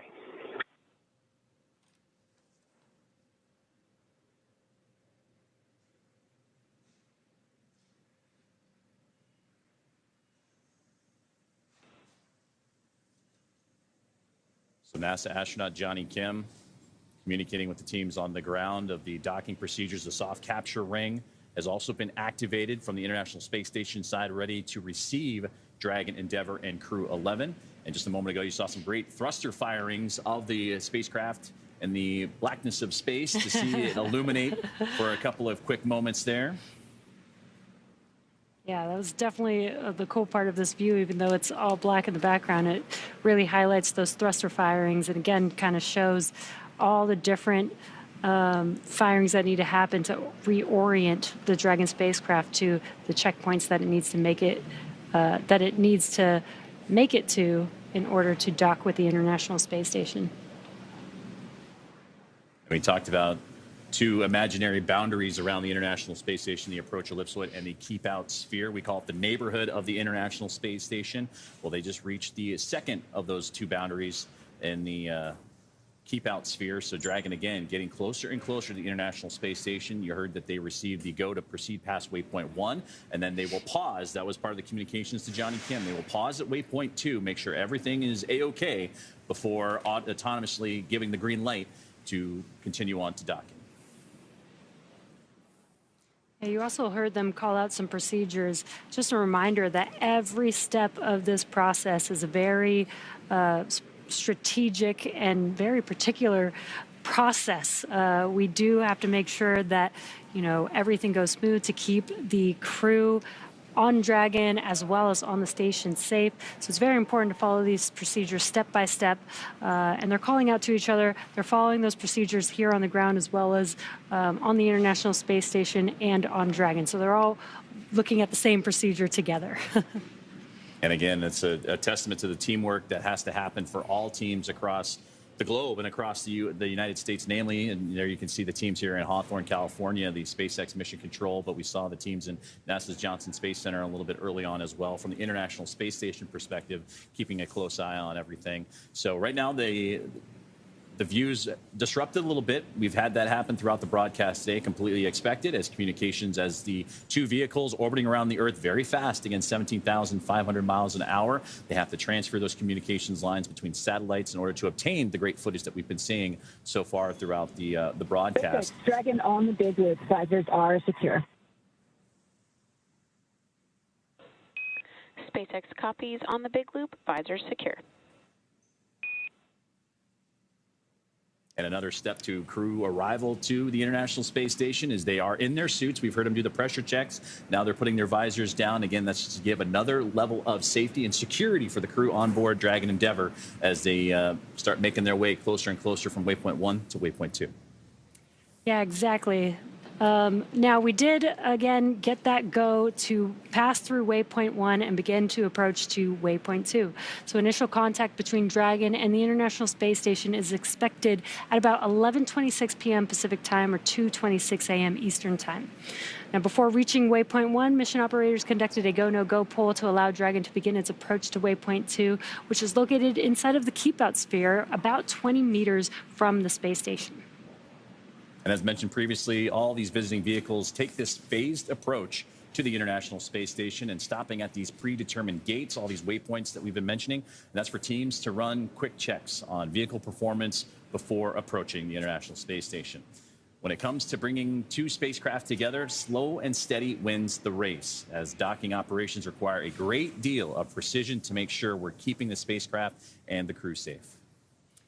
At the 20-meter distance from station's docking adapter, Dragon SpaceX on the big loop, soft capture ring extension complete. Dragon copies. Ring extended. We see the same. and just some comms as the soft capture ring is preparing for Dragon to approach and dock with the International Space Station. Now, at the 20-meter distance from station's docking adapter, Dragon's approach will slow, and it will begin to align itself with the adapter to come in for the final approach. And you can see that there on your graphic. We've already passed through Waypoint 1 and Waypoint 2. We're now making the crew is making their way to Waypoint 2, about 20 meters away. And then where you see contact, that is where the IDA, or the International Docking Adapter, is, and that's where Dragon will mate with the International Space Station. And you saw that rate of closure continuing to get slower and slower. We mentioned a glacial rate almost, because you don't want anything to happen too quickly for Dragon and the International Space Station to come together. You heard the soft capture ring, and that contact with the capture ring will then retract to bring Dragon in for the hard capture sequence. And as further precaution, Dragon's soft capture system includes a set of rotary spring dampeners to lessen the force of the contact between the spacecraft and the International Space Station. You will pause a few moments to let that relative motion dampen out a little bit before continuing for the hooks to drive, form that hard mate from a soft capture to a hard mate. And there we can begin the hatch opening procedures, the leak checks, and so forth. So a lot has to happen as you start making your way closer and closer to the space station. We'll hear a lot more comms in the process as well, but to have that step-by-step procedure and be what they say, you know, is slow is smooth, smooth is fast, and that's what they're executing right now in these final few more moments before that soft capture and docking. Yeah, Joseph, you've mentioning that slow and steady. Again, both vehicles are moving at 17,500 miles per hour, which is really fast. So even the slightest movement, even the slightest approach, is actually the spacecraft moving very quickly with each other. So relative to each other, it seems very slow, but that is one of the biggest reasons why the Dragon spacecraft needs to approach very slowly, is because they're both moving really, really fast at the same time. And we just received word that we are go for docking from the International Space Station. On the big loop, ground is go for approach 2 and has commanded approach allowed. As a reminder, once Dragon is inside the crew hands-off point, retreat and breakout are not permitted.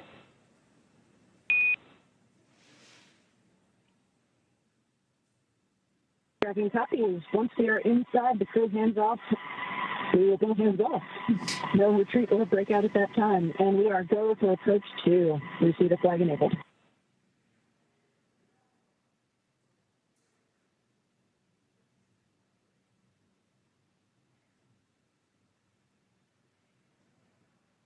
Communications between the team, as you see that rate closure continuing on now. Less than 68 meters away are all that separate Dragon Endeavour and Crew 11 from the International Space Station. A little more than a meter per second, and the great view there of Dragon from the International Space Station, that strobe light illuminating station to help out with the process. But you see those red and green lights as well, those navigation lights, similar to what you see on cruise ships or aircraft. Those red lights indicate the port, the left side of the spacecraft, while the green indicates the starboard or the right side.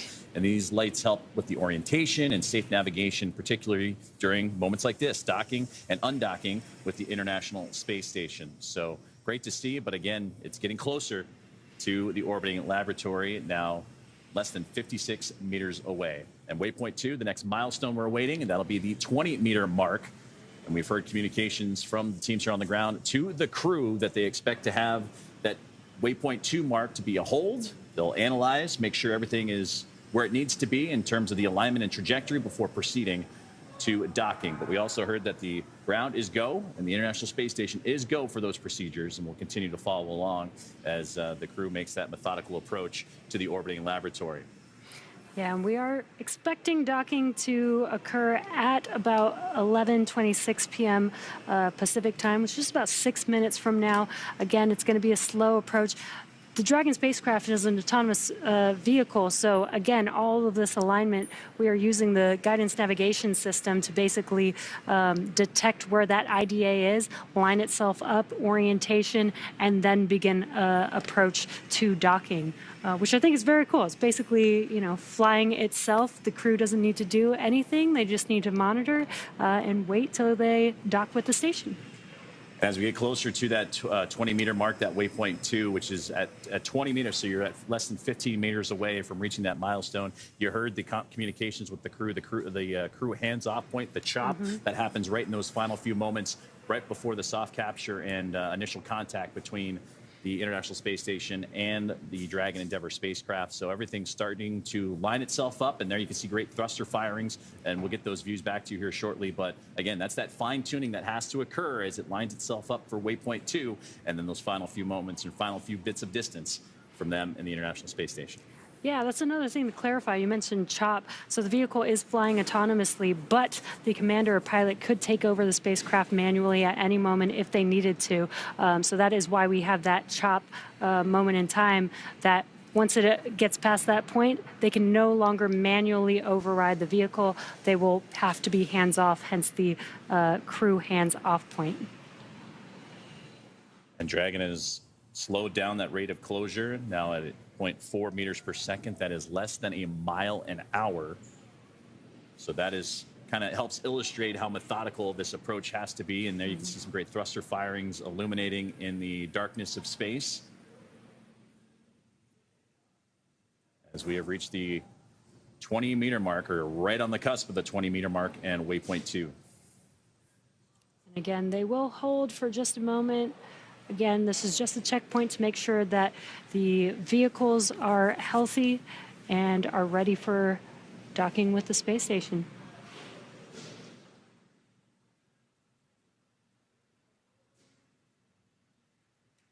And there you can see the range has stopped, meaning that the vehicle is holding its position.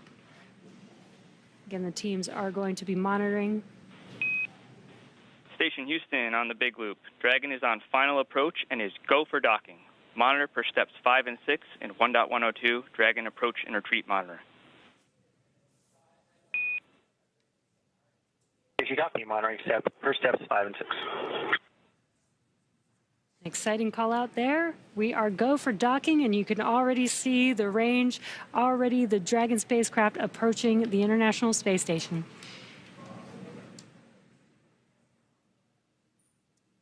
So it has reached Waypoint 2, and that communications given the go for docking, and now it's just those final little bits of distance, and we'll continue to keep an eye on where the Dragon and the International Space Station are relative to each other, orbiting around the Earth at the time of docking. But so far, everything has been right on time, and so much so that they were even a little bit ahead of schedule going into today's preparations, following all the trajectory and data that we've been tracking since launch earlier this morning at 11:43 a.m. Eastern Time, and that's what began their journey. Now 14 hours and 40 minutes into their flight today, but that'll soon come to a close as they're just a little more than 14 meters away from reaching their ultimate destination.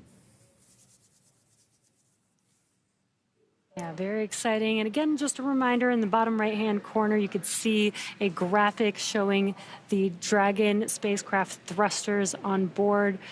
We've been able to get some glimpses of the thrusters live on Dragon. You can kind of see those light dots on your screen, but it is a little bit dark. We've got a dark view as we are looking at the Dragon spacecraft from the International Space Station Dragon is up and above the space station, between the space station and outer space. And receive note that we're a little less than 3 minutes away from capture Dragon, and contact, pardon me. Big Loop, approaching 10 meters. Copy, 10 meters. And 10 meters to go. So again, continuing to close the gap between Dragon Endeavour and the International Space Station, currently flying over the South Pacific, as they are down to single digits in terms of meters between the Dragon Endeavour and Crew 11 on board and the International Space Station.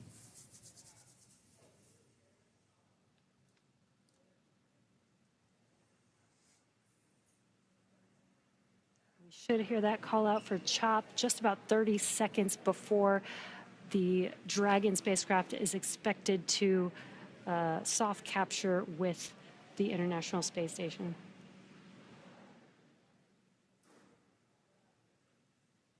Those thrusters continuing to fire to push Dragon in even closer at 0.3 meters per second. Now about to be 5 meters away. And we'll wait for that contact call out. 5 meters.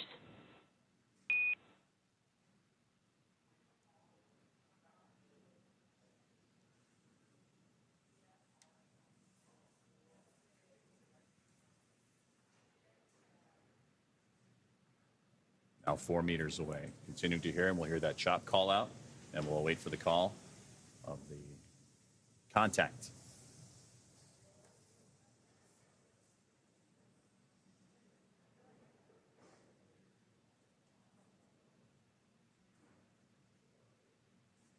Meters, throw his hands off. 2 meters. There was that call out for CHOP. Crew hands 1 up. meter. 1 meter.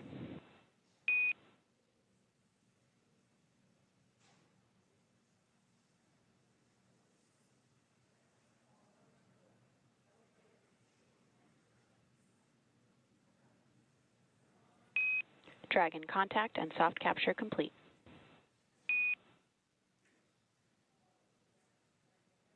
Dragon taxi. And there's the call. NASA SpaceX Crew 11 has arrived to the International Space Station with docking at 2:27 a.m. Eastern Time, 264 miles over the Southeast Pacific Ocean. You can also see in the bottom right-hand corner the graphic furthest to the right showing the docking adapter previously said. Ring retraction in progress. Copies. That graphic previously said soft capture. Now it says hard capture, so it's following along with all the action with the docking adapter. And we did hear that call out. We heard the capturing. We are going to also have a sequence of 12 hooks, 6 at a time, that are going to lock in to that docking adapter. And then the umbilicals will then attach after that. So we should hear those call outs here shortly as well. And if you're just joining us, NASA SpaceX Crew 11 has reached contact with the International Space Station, docking at 2:27 a.m. Eastern Time. They were 264 miles over the Southeast Pacific Ocean. And you heard the soft capture retract, now looking to form that hard mate, as you mentioned, Jesse, all part of those docking procedures. And once the hooks drive, then you can start making your way into the pressurization and hatch opening procedures and being able to follow along. But again, it'll be some time before they do all the leak checks and system checks needed to begin that procedure. But again, great to see that NASA SpaceX Crew 11 has come home to the International Space Station. It's home for the next few months.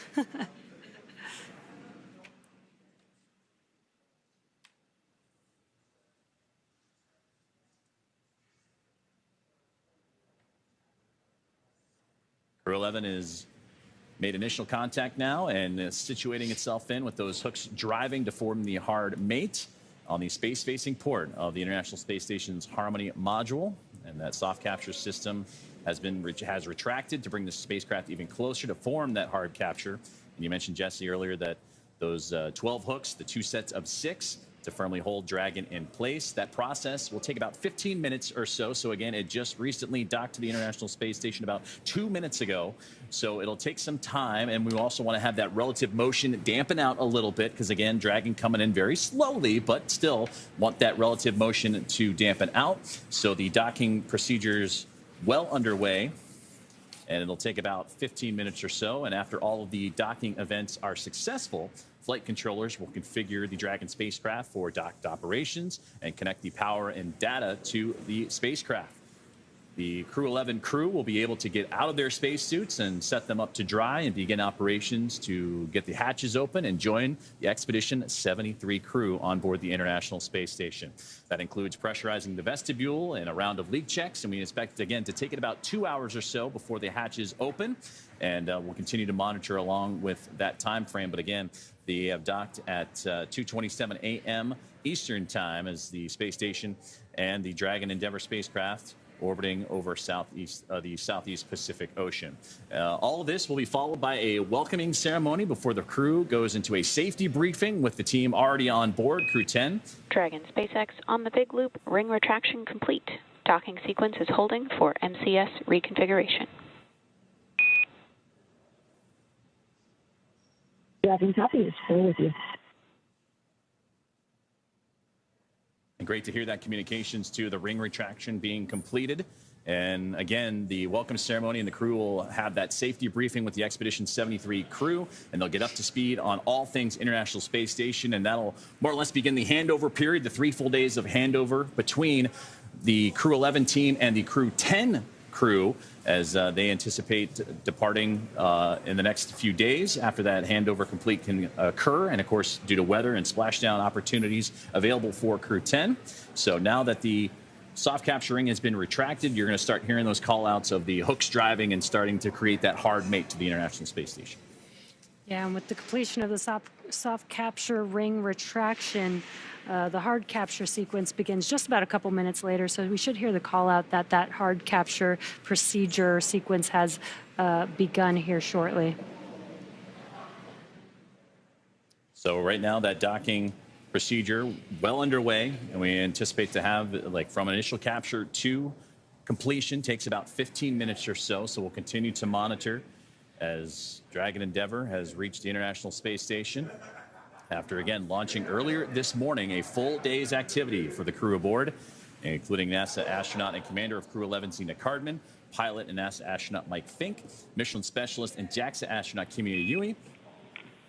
Station Houston, MCS configured, proceeding with hook driving. Copy. And to round it out real quickly, Roscosmos cosmonaut Oleg Platonov, as you heard the communications there, the hooks are driving now to form that hard mate and create that seal to have the spacecraft and the International Space Station locked up against each other.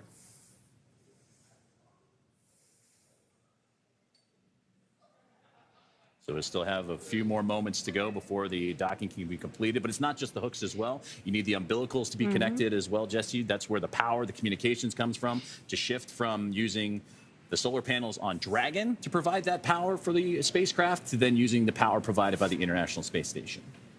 Yeah, exactly. It basically becomes a single unit when it's parked at the International Space Station, which I think is really cool.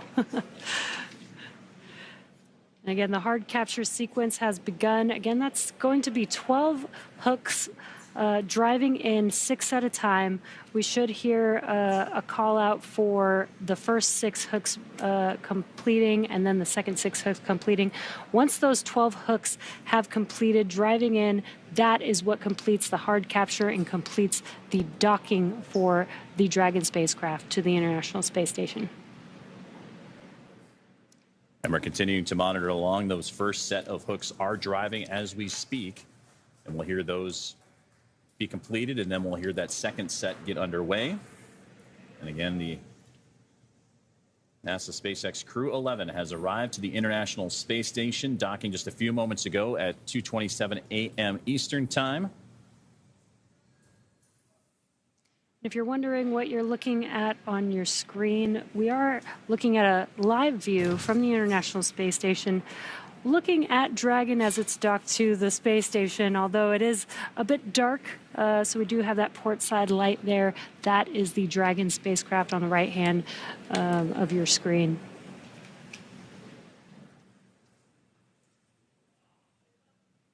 Both Dragon and the International Space Station in that orbital nighttime. They just flew over the most southern regions of South America as they were making their way across the Pacific Ocean. Southeast Pacific is where they met together for that initial contact, and then they'll start making their way 51 degrees and change up the other direction as we continue to wait that second set of hooks to drive. And we're about 6 minutes away from the next orbital sunrise, which should provide some wonderful views of both the Dragon spacecraft and the International Space Station, illuminating the two coming together.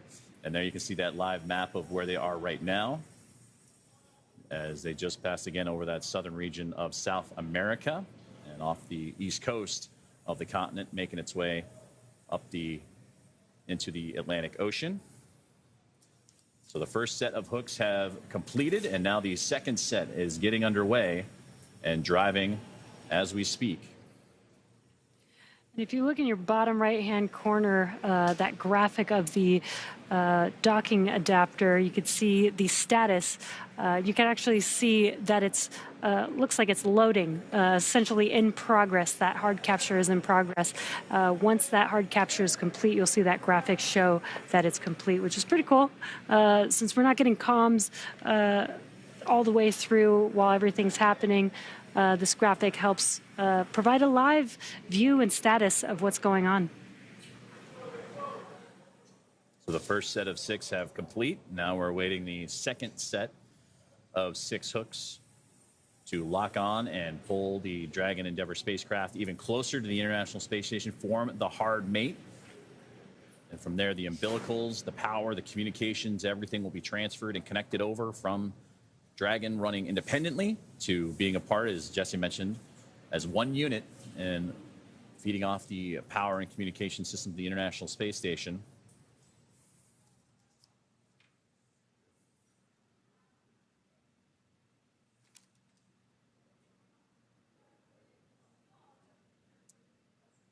Dragon Endeavour and Crew 11 docked exactly 10 minutes ago while the two were flying a little more than 260 miles over the Southeast Pacific Ocean. Dragon SpaceX on the big loop, hard capture complete.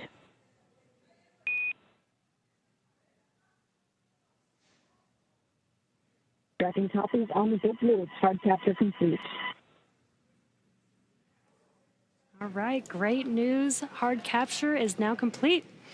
Now that Dragon has completed the docking sequence, the spacecraft must undergo a handful of checks before we will be able to open the hatch. The crew on board Dragon will now get a chance to get out of their suits before moving into hatch operations, which I'm sure they're pretty excited about. And that's right, and things are going to start picking up now inside the International Space Station as well, as NASA astronaut Nicole Ayers is going to begin the procedure of getting the station side welcome to the ready. International Space Station. Your arrival is another milestone to what international commercial collaboration can accomplish. Zena, Mike, Kimi, and Oleg, we have cold drinks, hot food, and hugs waiting. See you soon.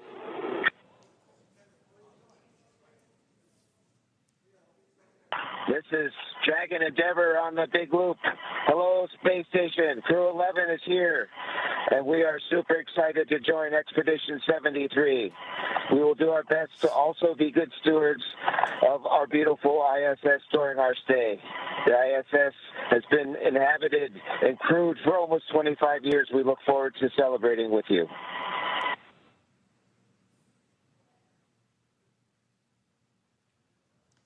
That was wonderful to hear. Space crew can't wait.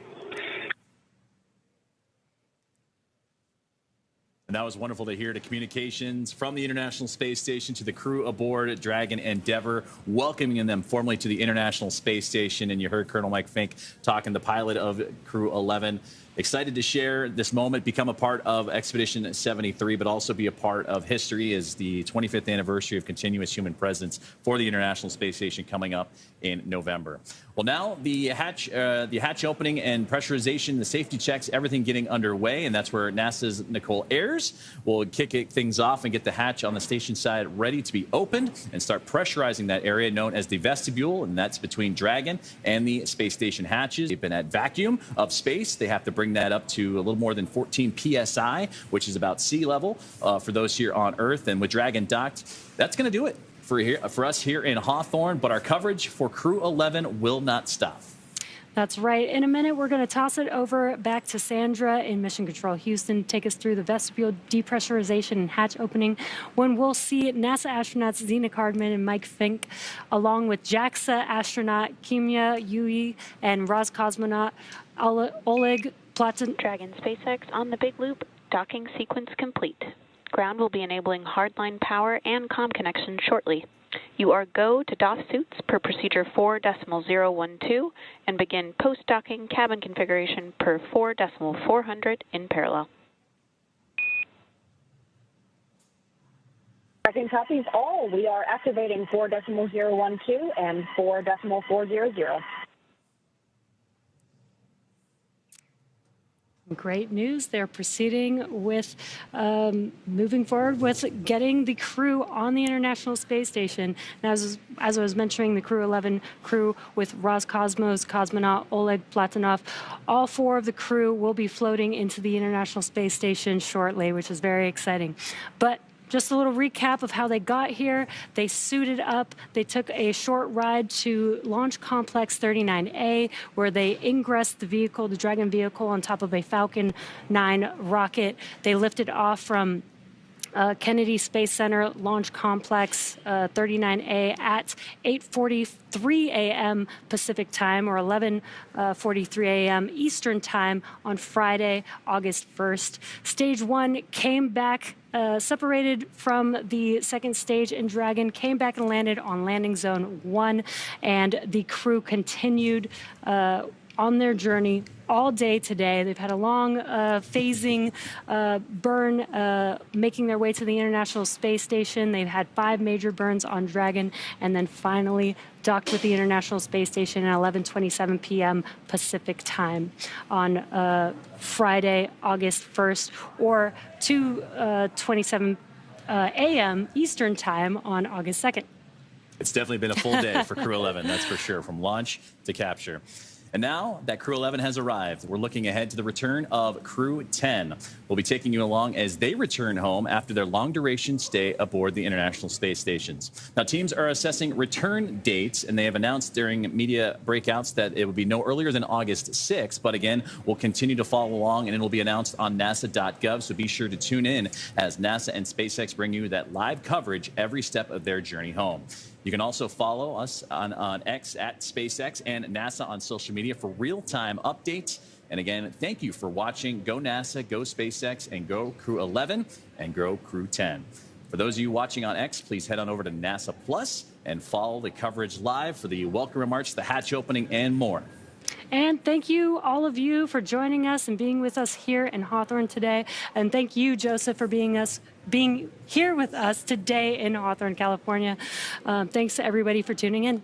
It's been wonderful to work with you. And now we're going to toss it over to Sandra Jones at NASA's Johnson Space Center in Houston to continue sharing the mission as the crew prepares to board their home for the next few months, the International Space Station. Thank you.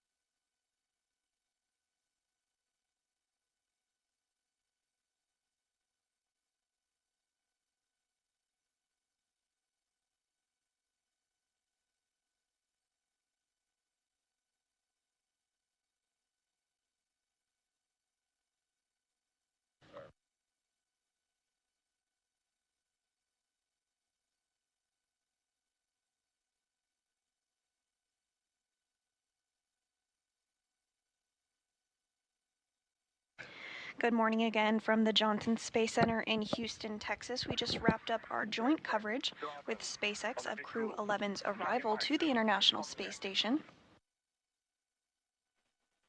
Kimmy, I've got you loud and clear on the cabin mic on the big loop. You're also loud and clear. Thank you.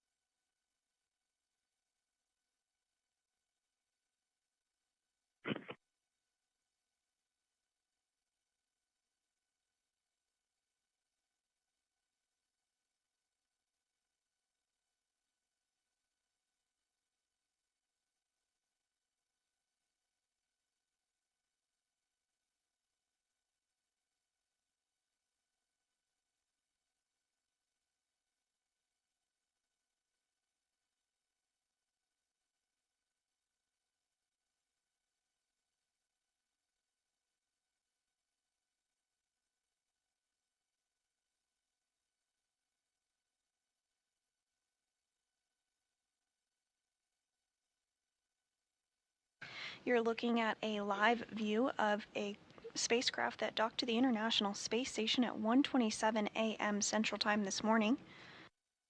This is Crew Dragon Endeavour. On board there are 4 crew members: NASA astronaut Zena Cardman, NASA astronaut Mike Fink, JAXA, or Japan Aerospace Exploration Agency astronaut Kimiya Yui, and Roscosmos cosmonaut Oleg Platonov.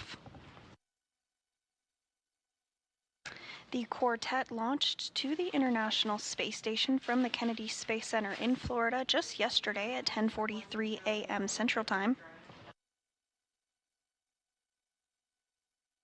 Following their docking to the International Space Station about 20 minutes ago, there were procedures that were stepped through in order to create a hard capture between the Dragon spacecraft and the International Space Station. At this point, the docking sequence is now complete, which means the ring was fully retracted, the hooks were successfully driven, and the umbilical is extended, which means that Dragon is now drawing power from the International Space Station. So now we are underway for preps for the hatch opening process. We are anticipating hatch opening to occur at about 3:15 a.m. Central. However, this is a little bit variable for the time frame and can shift, so we will of course keep you updated.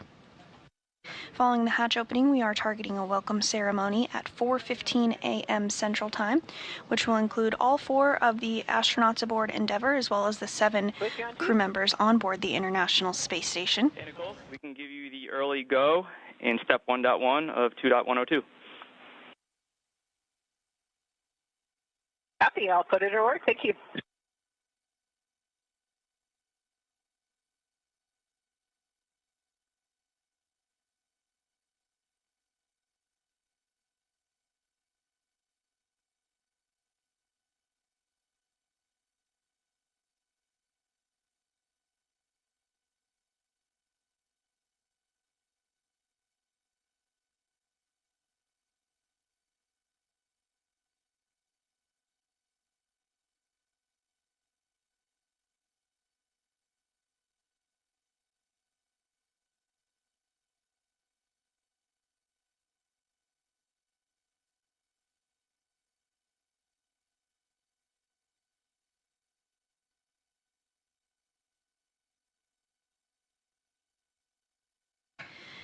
Now that Endeavour is docked, NASA astronaut Nicole Ayers is working to secure some hardware that will move into the hatch operation procedures. First, the large hatch at Node 2 Zenith will be opened, which will give her access inside the pressurized mating adapter. And then we'll have to pressurize the vestibule, which is the small space between the hatches on Dragon and the International Space Station.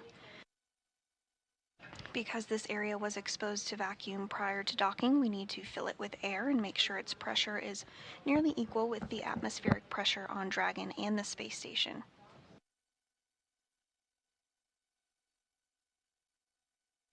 Ayers is going to use a small valve on the station's hatch to slowly introduce air into the vestibule.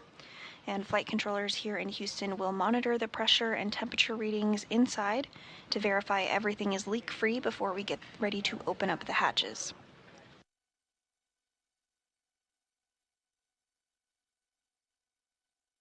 So again, we are targeting that hatch opening this morning around 3:15 a.m. Central Time. And about an hour after hatch opening, we are expecting a welcome ceremony to occur at 4:15 a.m. Central.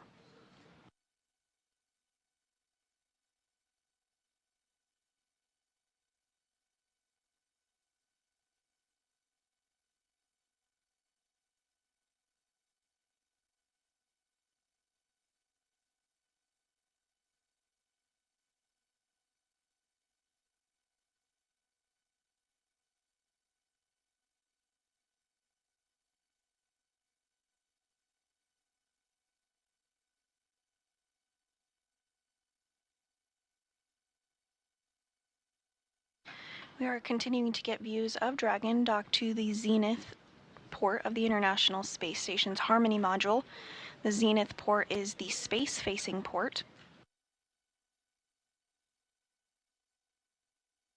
Dragon did dock at 1:26 a.m. Central during a night pass, but now we are in a day pass, so we're getting some good views of Dragon. The International Space Station is currently flying 262 statute miles off the west coast of Africa.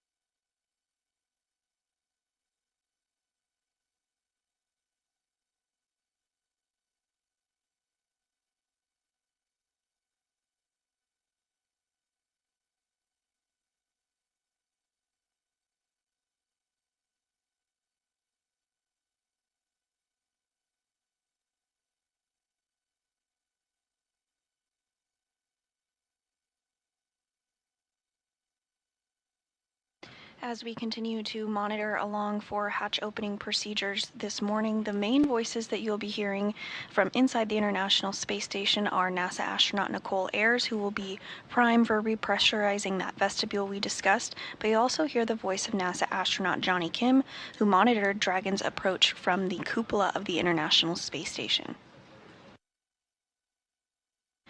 And we are getting another view here of Dragon, again docked to the Zenith port of the International Space Station. That's the space-facing port.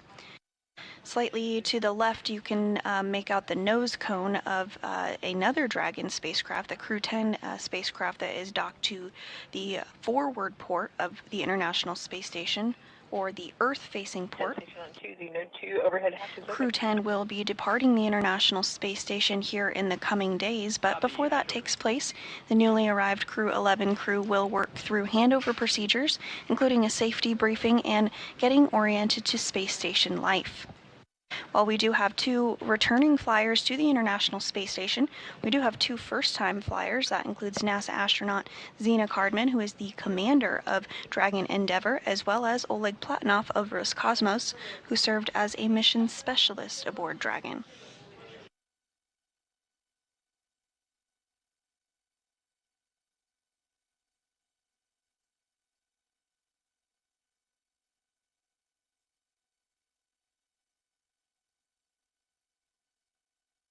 Once Crew 10 undocks from the International Space Station, they will splash down off the coast of California. This will actually be the very first time that a crew, as part of NASA's Commercial Crew Program, does splash down off the coast of California. The Axiom Mission 4, one of the private astronaut missions for the agency, did recently splash down off the coast of California, but this will be the first for the CCP program.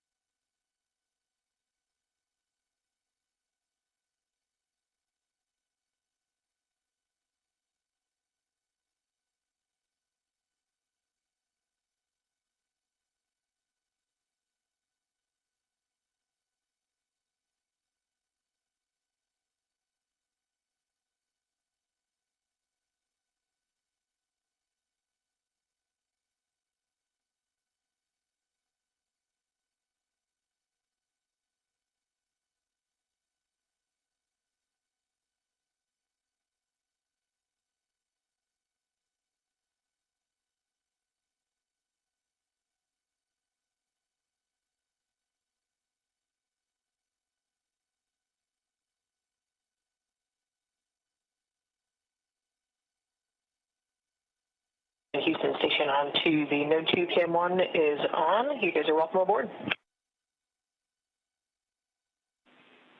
Copy all. We'll put that in work.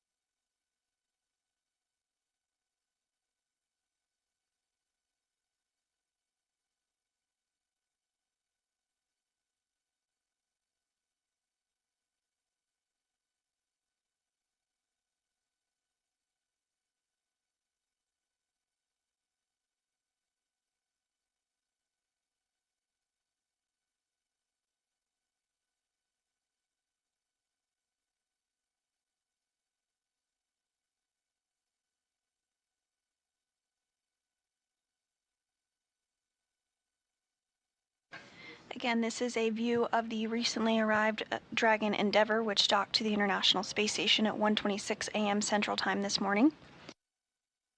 Inside the International Space Station, NASA astronaut Nicole Ayers is working through procedures to pressurize the vestibule, which is the small space between the hatches on Dragon and the International Space Station. Because this area was exposed to vacuum prior to docking, they need to have it filled with air to make sure its pressure is nearly equal with the atmospheric pressures on Dragon and the space station before hatches are opened. Again, the timing for hatch opening this morning is targeted at 3:15 a.m. Central.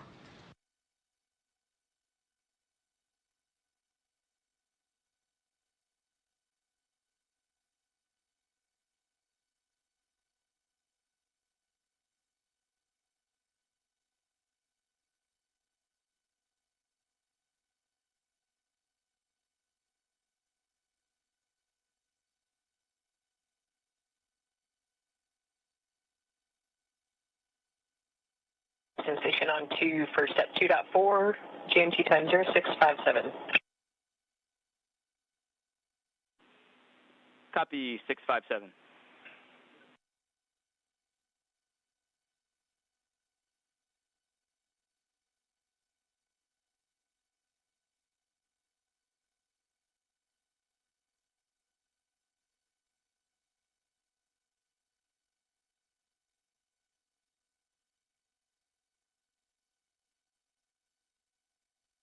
And we are getting a view from inside the International Space Station now as the crew, namely NASA astronaut Nicole Ayers, works to step through those procedures to pressurize the vestibule.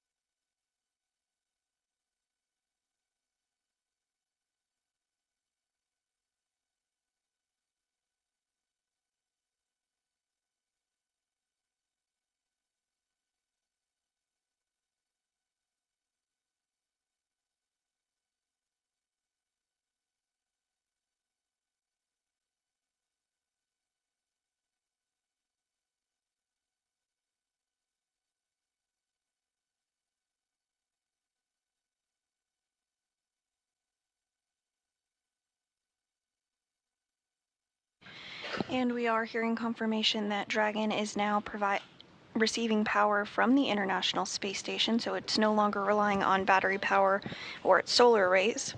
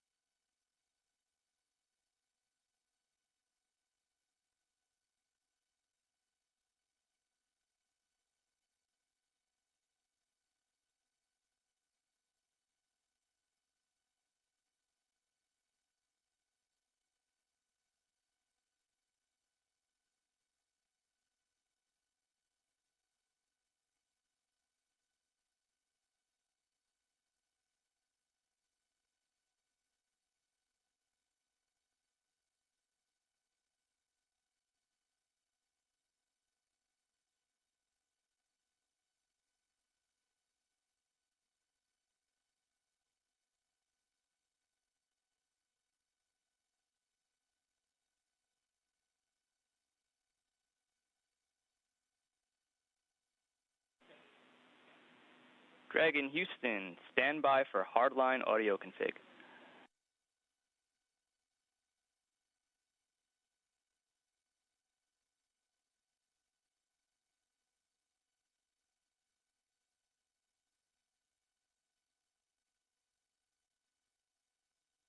And Dragon copy, standing by. And a view back inside the International Space Station. Again, NASA astronaut Nicole Ayers is going to be prime for the responsibility of the hatch opening procedures today. You can see that zenith hatch there on your screen. The white circular portion that's a little deeper into the hatchway, and that pathway is called the pressurized mating adapter. It's the white hatch right there around it. That is called the APAS hatch, or the androgynous peripheral attach system.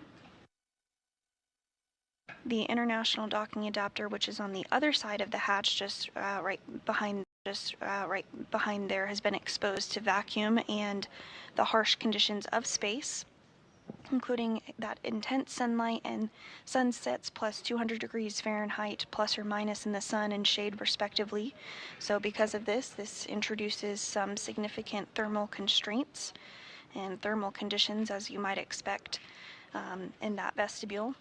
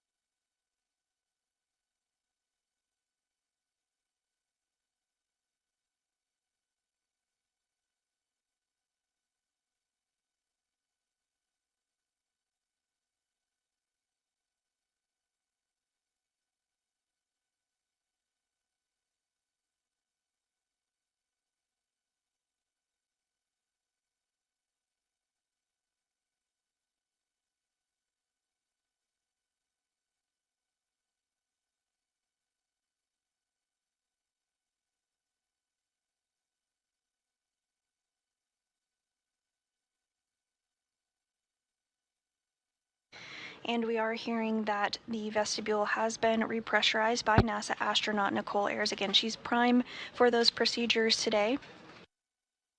So next up, there will be a series of leak checks that occur. The pressurization needs to be equal to the pressure on board the International Space Station, which is about 14.7 pounds per square inch. Once that pressure is equalized, they'll be able to open up the hatches between Dragon, Endeavour, and the International Space Station, and the newly arrived Crew 11 will be able to float aboard at that point. Shortly after their arrival on board the International Space Station, we will have a welcome ceremony. We're again targeting that for 4:15 a.m. Central Time this morning.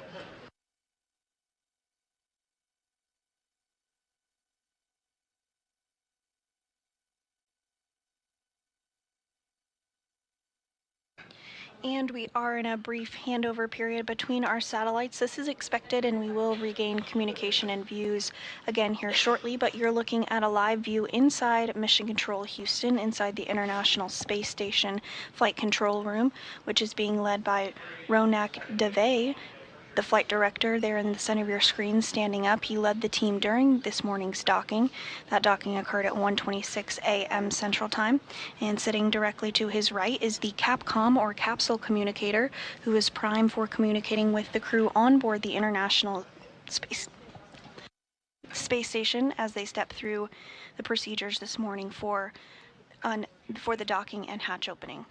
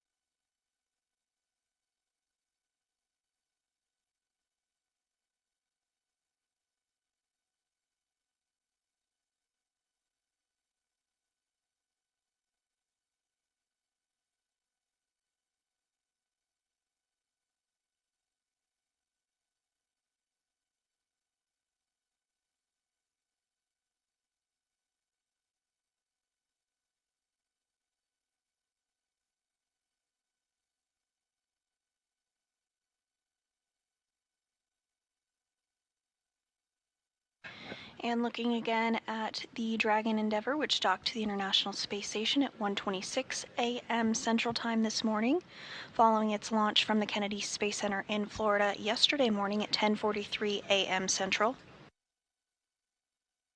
Inside, again, that docking occurred at 1:27 a.m. Central Time this morning. Inside Dragon Endeavour are NASA astronauts Zena Cardman and Mike Fink, as well as JAXA, or Japan Aerospace Exploration Agency astronaut Kimi Yui, as well as Roscosmos cosmonaut Oleg Platonov.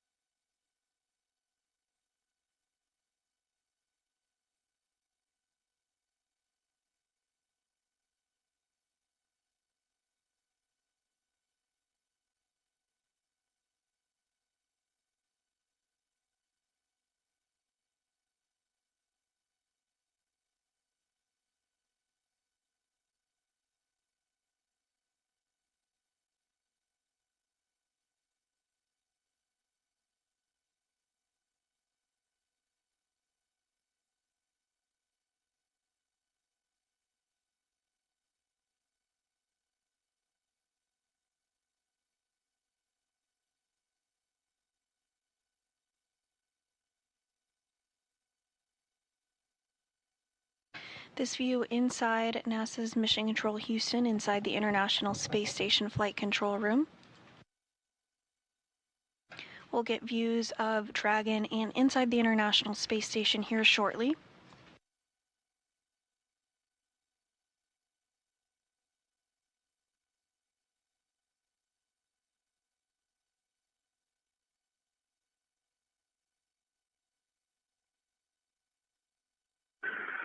SpaceX Dragon suits drying.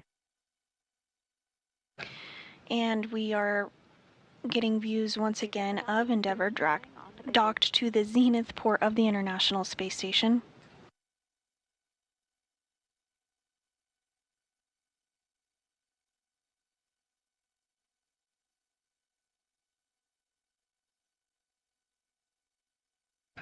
Dragon is now getting power from the International Space Station, so no longer is reliant upon its solar arrays, which you can see at the top of your screen. There's the black portion on the Dragon's trunk.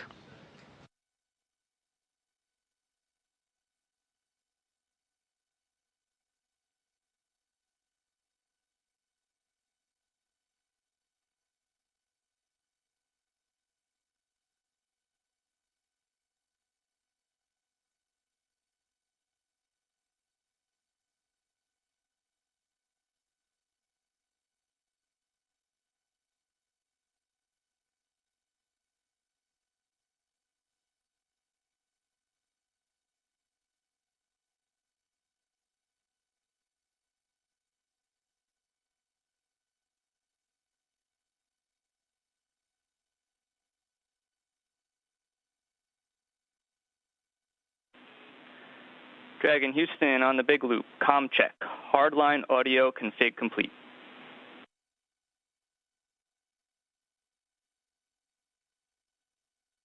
Houston, Dragon on the big loop, loud and clear.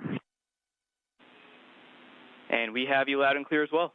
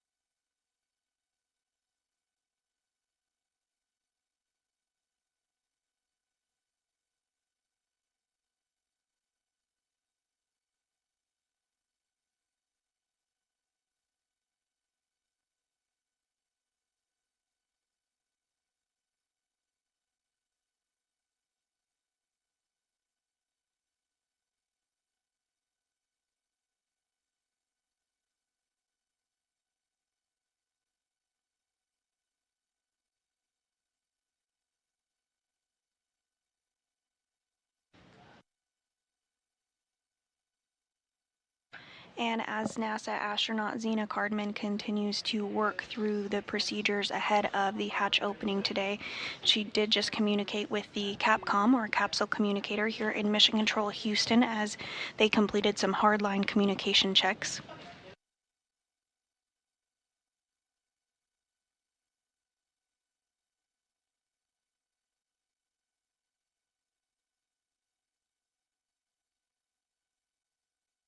All of this ahead of a targeted hatch opening at 3:15 a.m. Central Time this morning, so just about an hour out from that milestone.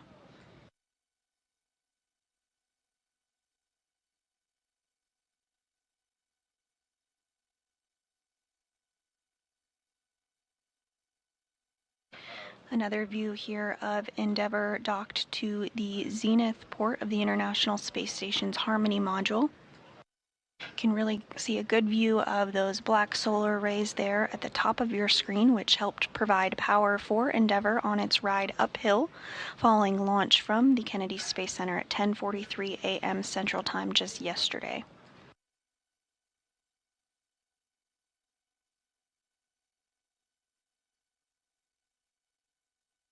For this launch, it was a fairly short rendezvous period. Dragon docked at 1:27 a.m. Central Time this morning, so just about a 16-hour time period from launch to docking.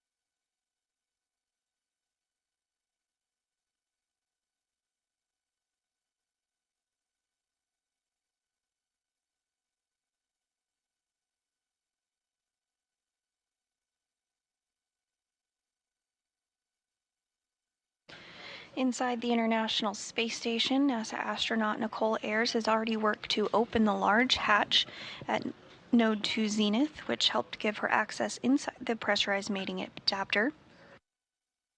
There you're seeing a view on your screen of that. She then worked to pressurize the vestibule, which is the small space between the hatches on Dragon and the space station. This was exposed to vacuum prior to docking, and so needs to be filled with air to make sure its pressure is nearly equal with the atmospheric pressures on Dragon and the space station.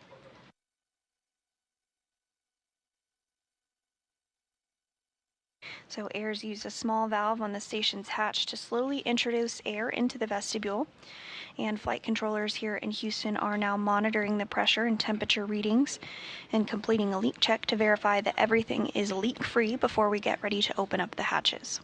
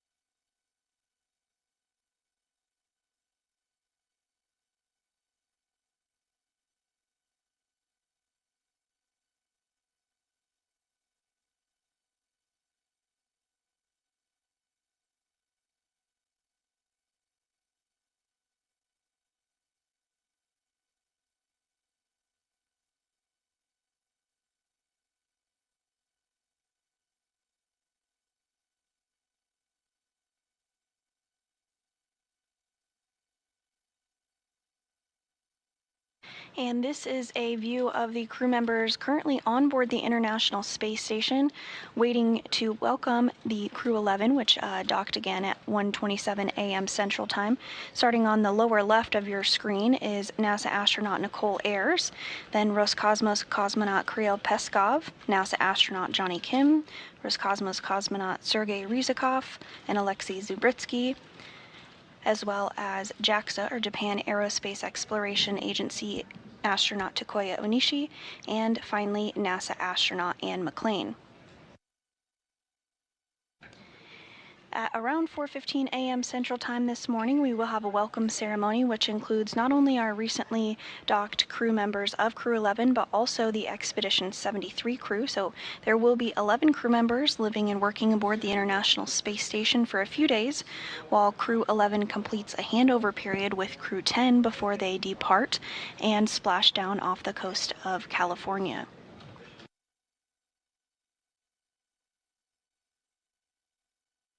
Along with the 11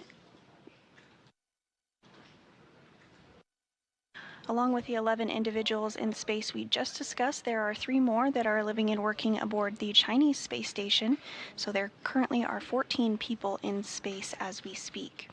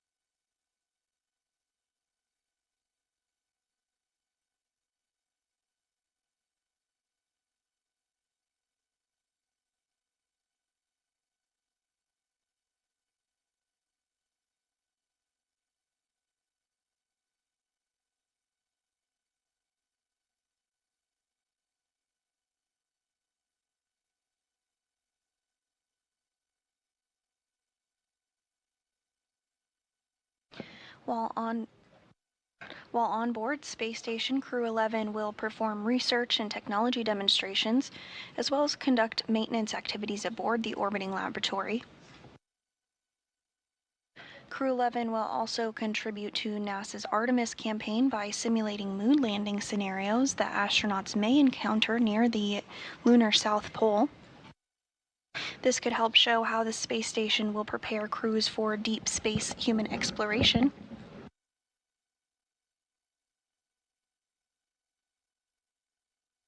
The simulations will also be performed before, during, and after their mission using handheld controllers and multiple screens to identify how changes in gravity affect spatial awareness and an astronaut's ability to pilot spacecraft like a lunar lander.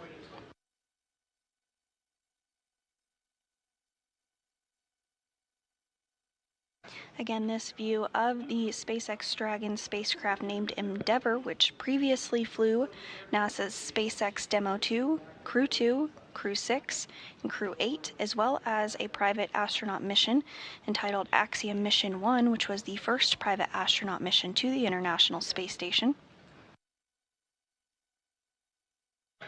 This flight is the 11th crew rotation mission with SpaceX to Space Station as part of NASA's Commercial Crew Program, and overall the Crew 11 mission is the 16th crewed Dragon flight to the Space Station, including Demo 2 in 2020 and 11 operational crew rotations for NASA, as well as 4 private astronaut missions.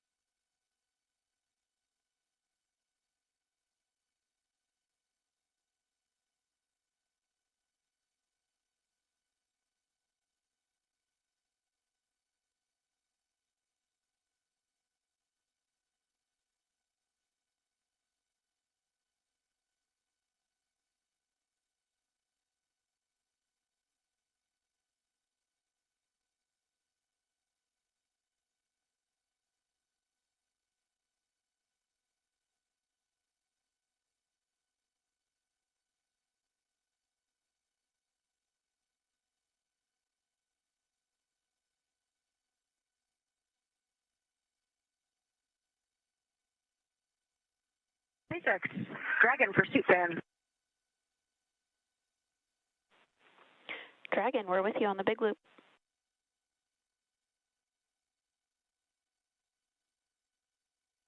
Hey, we are 15 minutes into our suits drying. The suit fans were on, and the suit fan just suddenly turned off. I heard it audibly and verified in 5 alpha decimal 7 that the suit fan is off.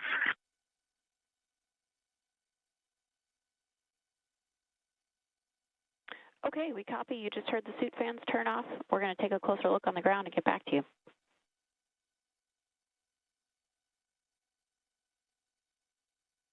Copy, thanks.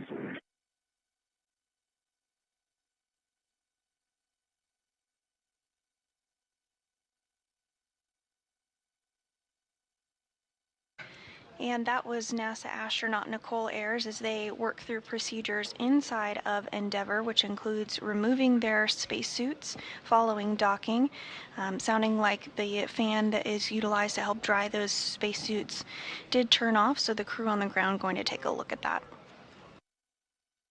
These spacesuits are worn during some of the more dynamic phases of flight, such as during launch and entry into orbit, as well as during the docking and undocking time period, as well as, of course, splashdown.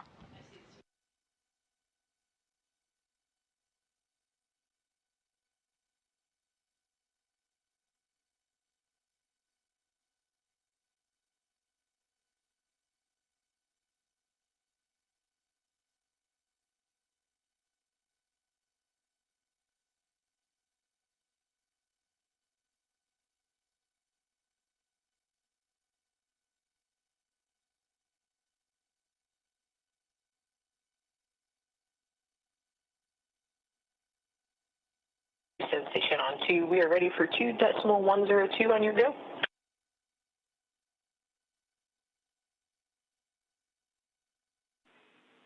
Hey, Nicole, you read our minds. Good leak check. You're a go per step 3.1. Awesome. Go in step 3.1. Thanks.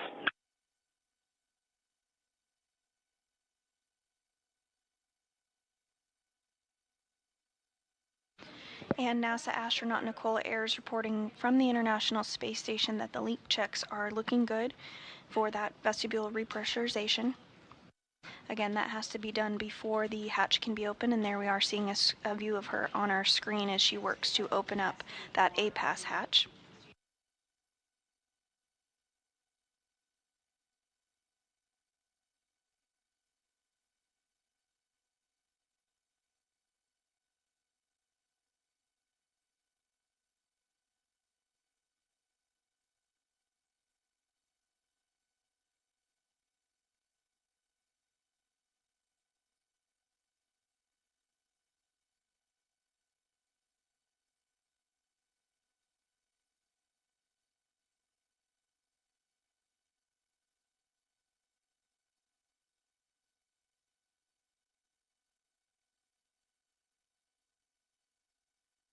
This is the first space flight for NASA astronaut Nicole Ayers.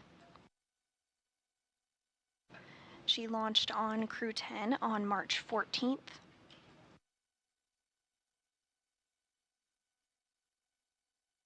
Prior to her time at NASA, she is a lieutenant colonel in the U.S. Air Force.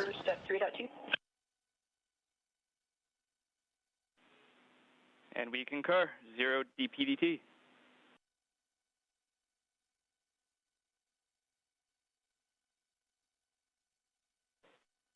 Dragon SpaceX on the big loop for suit fan follow-up.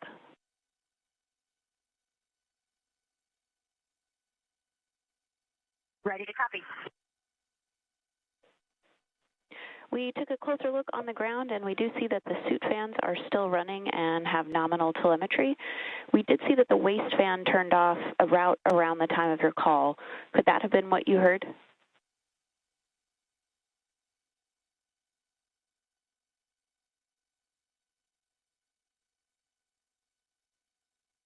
That is possible.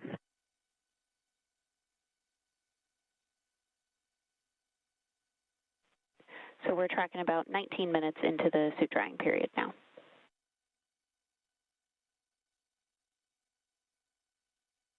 Yeah, A-firm. Our timer is about 20 minutes.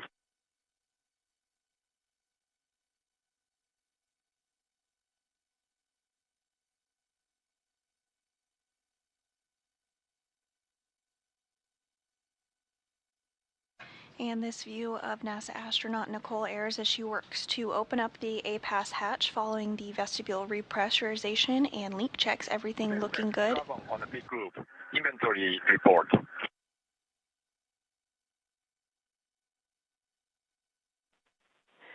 Kimia, I'm with you on the big loop for the inventory report. Ready to copy. Okay, first, water. 203, 1 remaining. 204, 4 remaining. I copied 203, 1 remaining, 204, 4 remaining. That's a good copy, and that's including the flashing this room. And next for the food, 302, 2 remaining. 304, 3 remaining.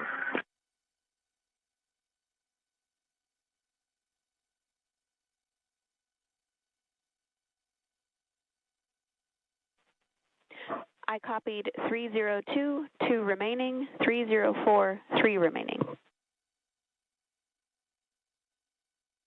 That's all good copies. Thank you.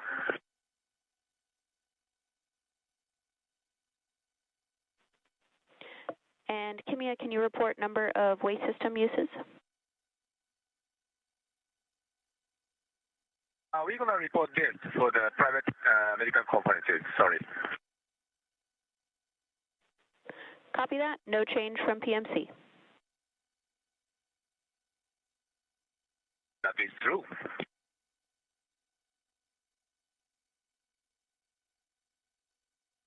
Sorry, not that's true. We used a little bit more, but we're going to report during the PMC. Sorry. Okay, copy additional uses and will report during PMC. That's good copy. Thank you.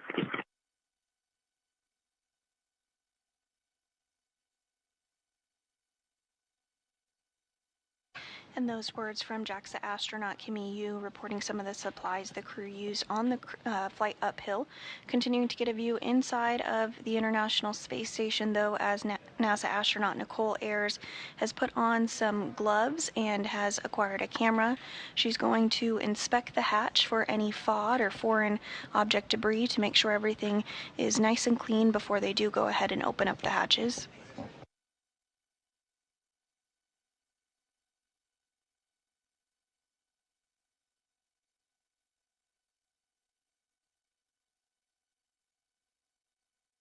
This is a very choreographed set of procedures. Dragon SpaceX on the big loop for a follow-up question on water bottle inventory.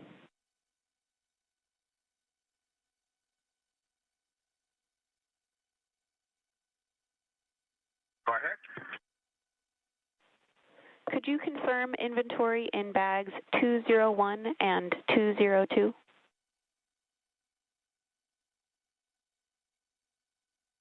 So we're going to confirm 201 and 202, but we didn't use that. So I'm going to confirm that. Okay, we copy no consumption from 201 or 202, and 203 and 204 were as reported. That is correct.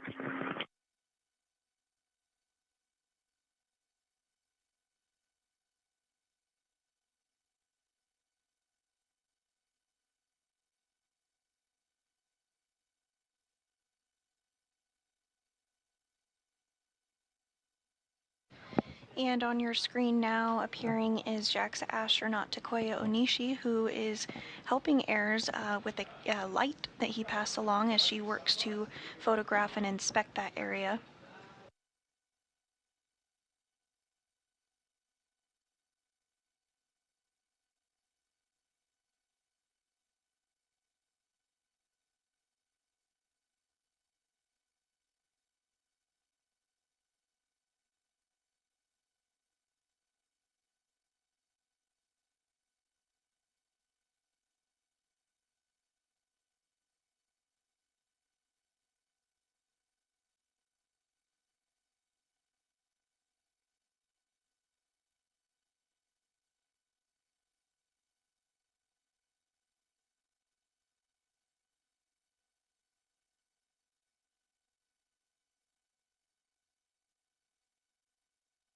And we do see that hatch open now. Again, Ayers is going to continue to inspect the area, take some photographs, and we'll send this down to the ground for further analysis ahead of the completion of hatch opening.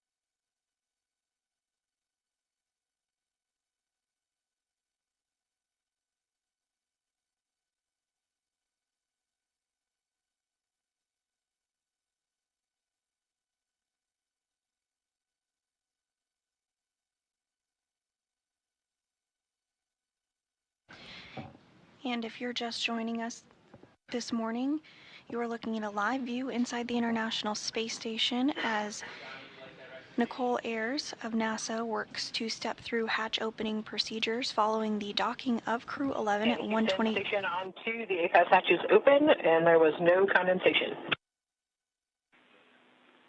Copy, hatch open, good report.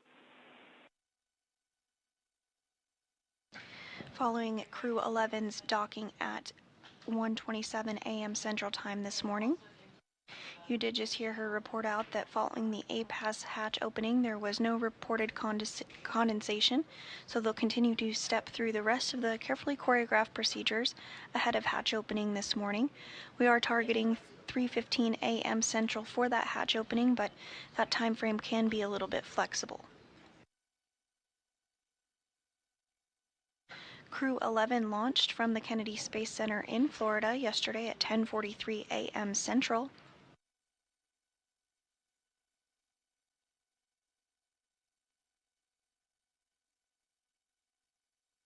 Once the hatches are open and Crew 11 floats on board the International Space Station, we'll have a welcome ceremony this morning at 4:15 a.m. Central Time.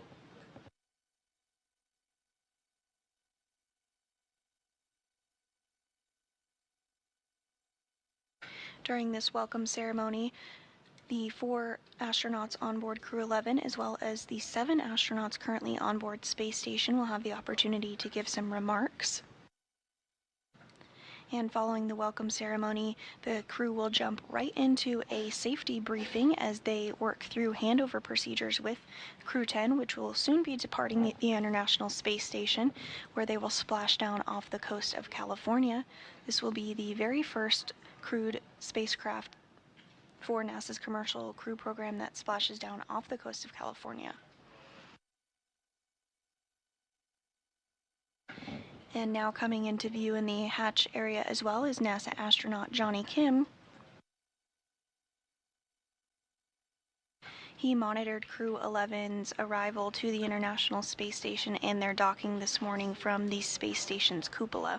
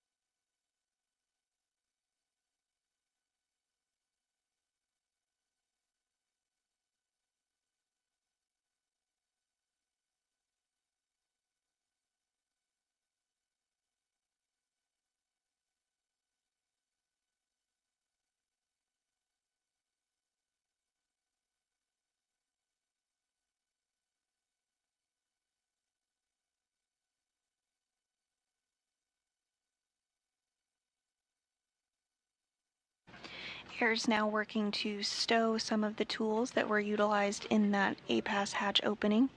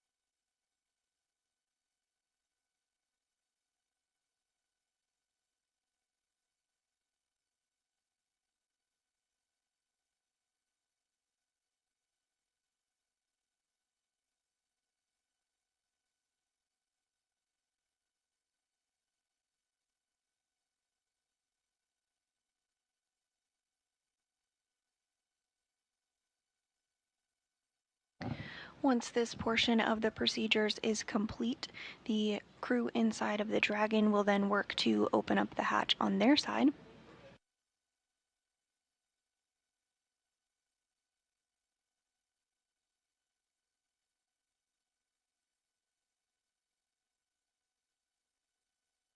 Following this, the IMV ducting that you saw, some of that orange and white hose-looking hardware will work to be further installed as well.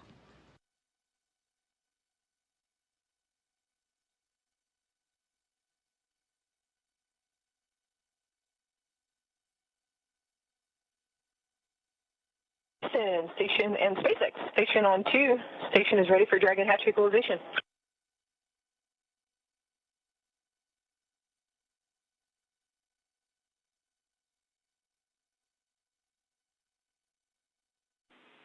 SpaceX copies on the big loop. And Houston copies on the big loop.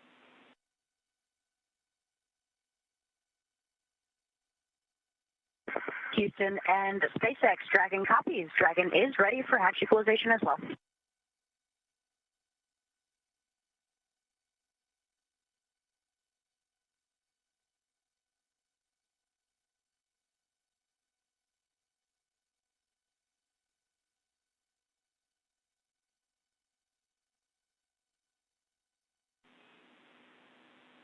Station and Dragon, stand by for equalization. Expected to take 1 to 2 minutes.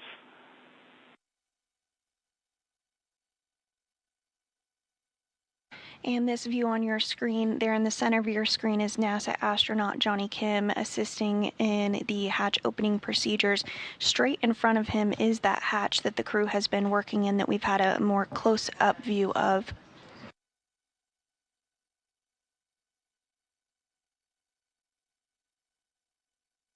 And there is NASA astronaut Ann McClain.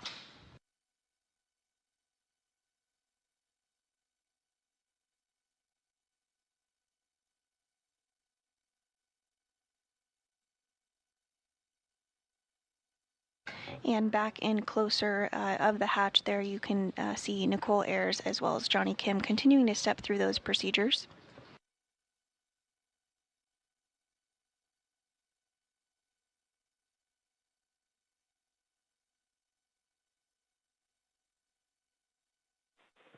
Dragon, SpaceX on the big loop, looking for permission to bring cameras back on board before we open the hatch.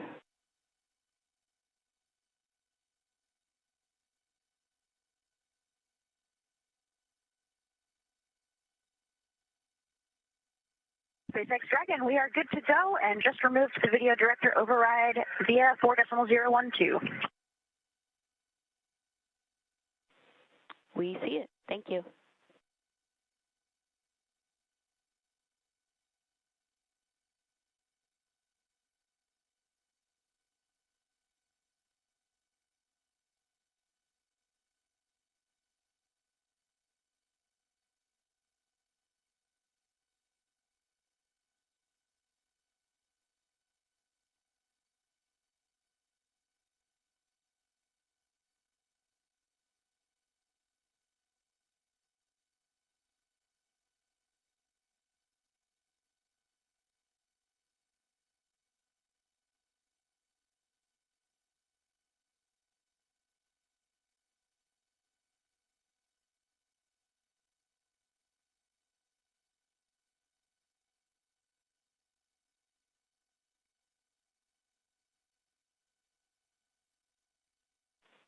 Dragon, SpaceX on the big loop, you are go for hatch opening per the decal, followed by the remaining actions in 4.400.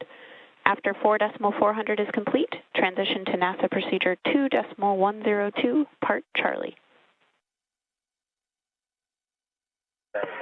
Dragon copies. We are go for Dragon hatch open.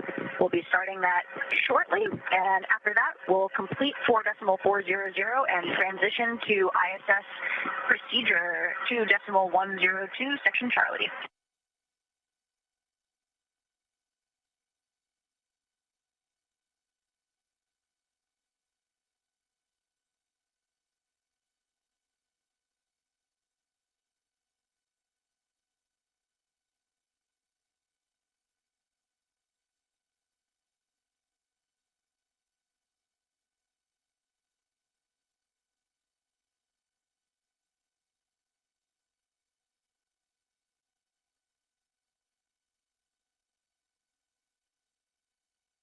And you're looking at our first views inside of Dragon as the crew got out of their spacesuits and put them in a configuration to dry as per the procedures following docking.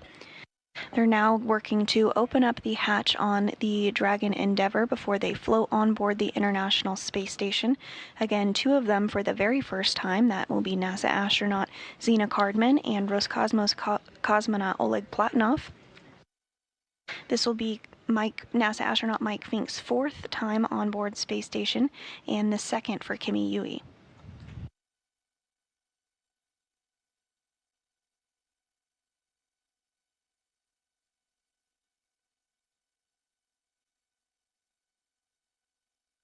And it looks like the Dragon hatch is in the process of being opened up. You can see it on the right side of your screen there in the top right.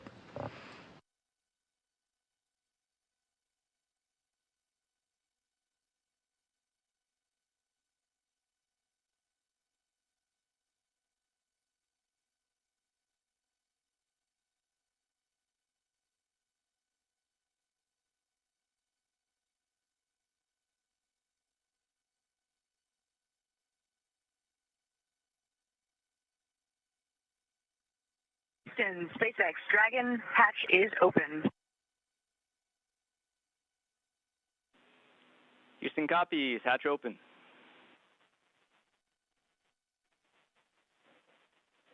And with that, the Dragon hatch is open.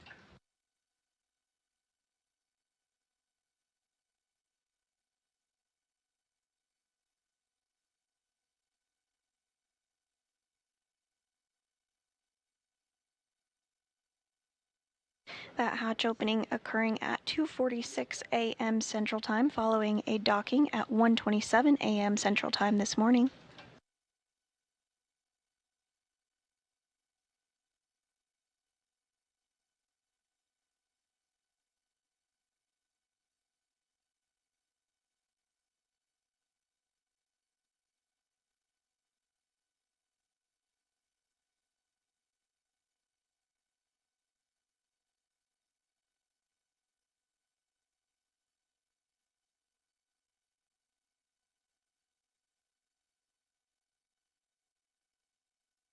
And with the hatches open, it will be just another moment before the crew does float aboard the International Space Station. They have some important closeout duties, including working through procedures with some lithium hydroxide canisters. Those are consumable carbon dioxide scrubbers used inside of Dragon, so they do want to conserve those carbon dioxide scrubbers.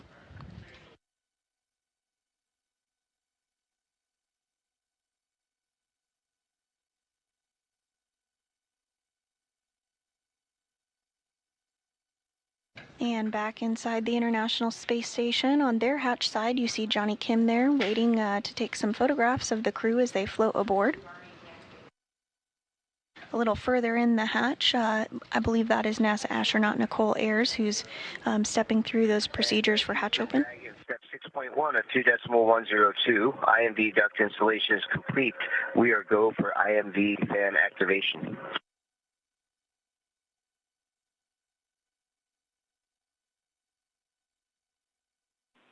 We copy, putting that in work.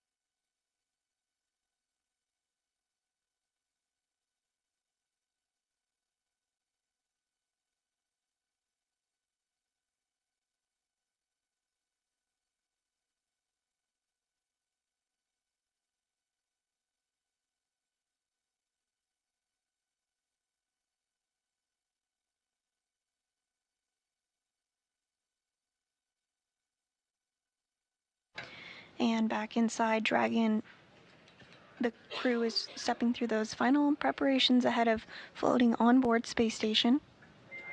Dragon SpaceX on Dragon aground. The S-band will be deactivated shortly, so Dragon aground will no longer be available for comms. Please verify the push-to-talk destinations are set to ISS.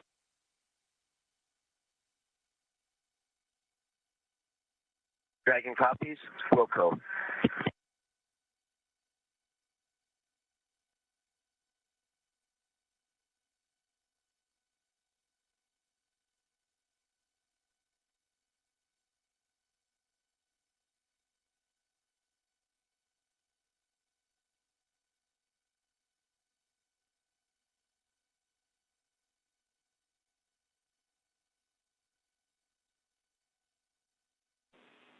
And Dragon Houston on the big loop, when you get to step 6.3, you are go. And Dragon copies Houston. We are ready for 6.3. We're opening location 23 at this time.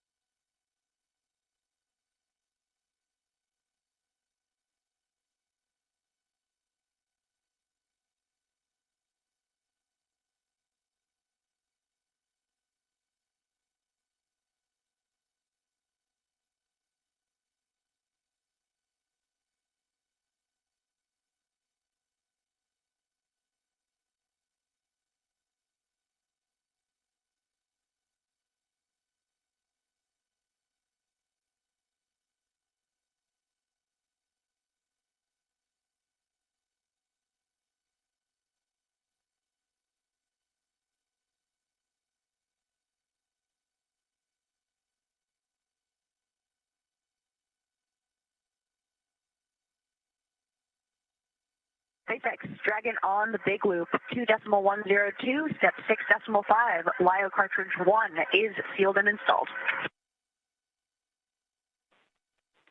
SpaceX copies on the big loop. LIO cartridge is sealed and installed.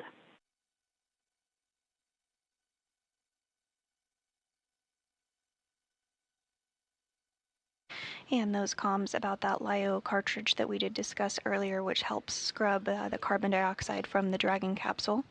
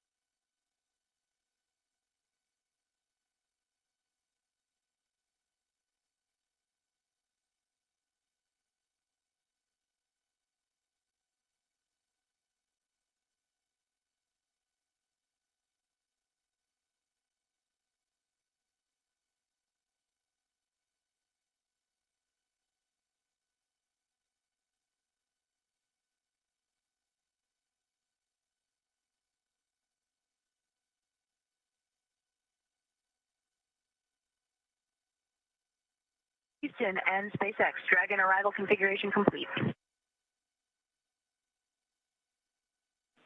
Houston copies. And SpaceX copies.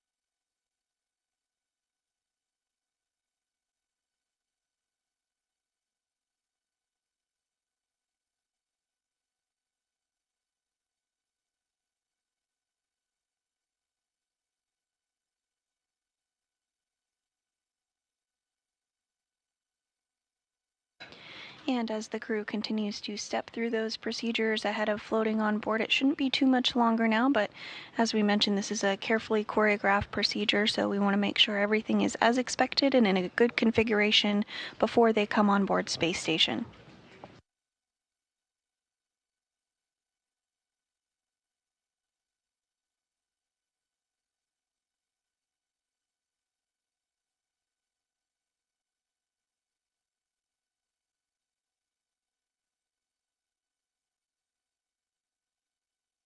And this view inside of the International Space Station Flight Control Room, showcasing the team that has been working to step through the procedures with the crew for docking.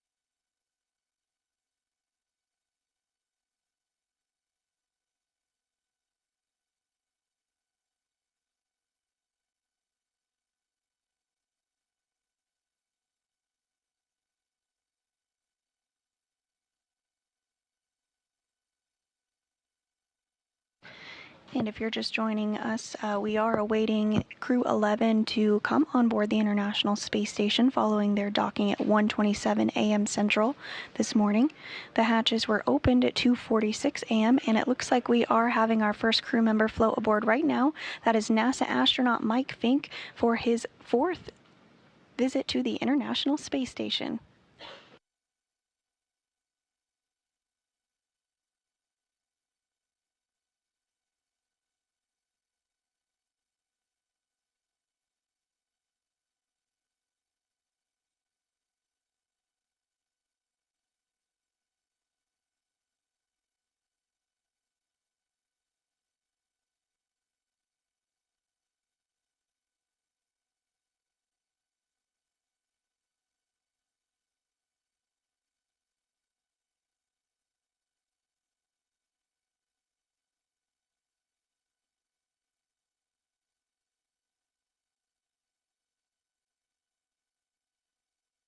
And it looks like his microgravity skills never left him.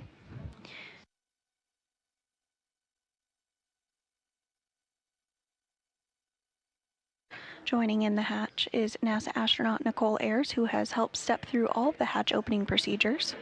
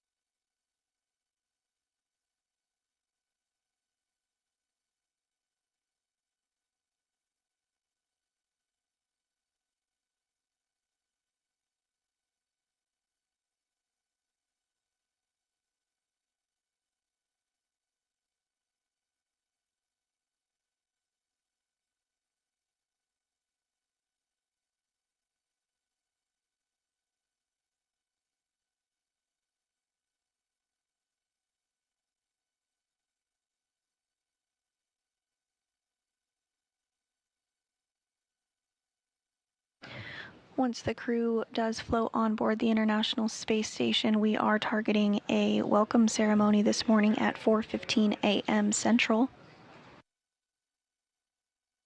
Again, if you're just joining us, Crew 11 docked to the International Space Station's Zenith port of the Harmony module at 1:27 a.m. Central Time.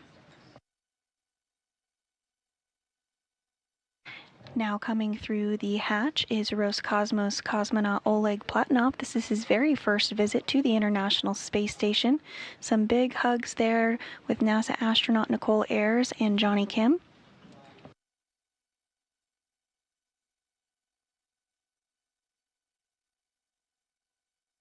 And continuing to get a warm welcome aboard the International Space Station for him, again, first-time flyer. And next through the hatch is JAXA, or Japan Aerospace Exploration Agency astronaut Kimi Yu.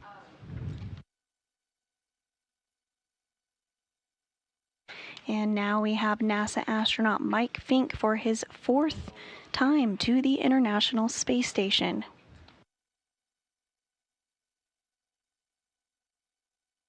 And now coming into view is Zena Cardman. Again, her first time on board the International Space Station as well. Lots of smiles and hugs.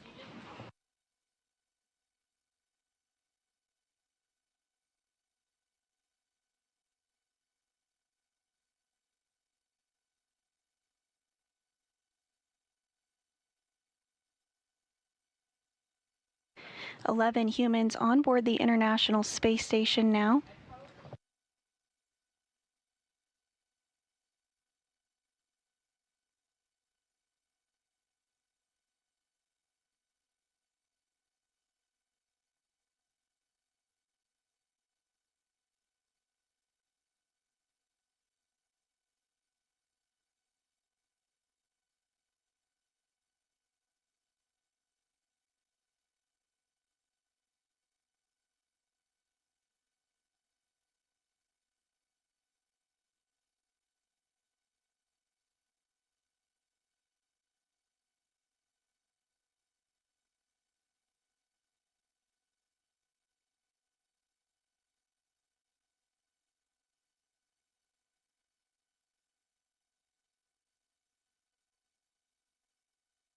We are targeting a welcome ceremony this morning at 4:15 a.m. Central Time, rather.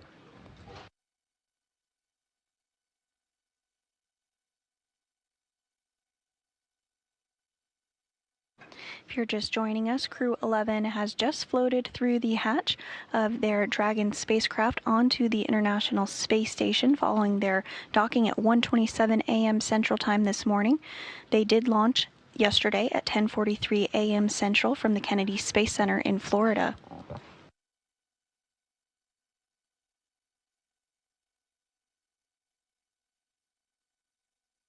With Crew 11's arrival to the International Space Station, the population on board is now 11 and will remain 11 crew members for a short time as Crew 10 and Crew 11 complete a brief handover period before Crew 10 undocks and splashes down off the coast of California.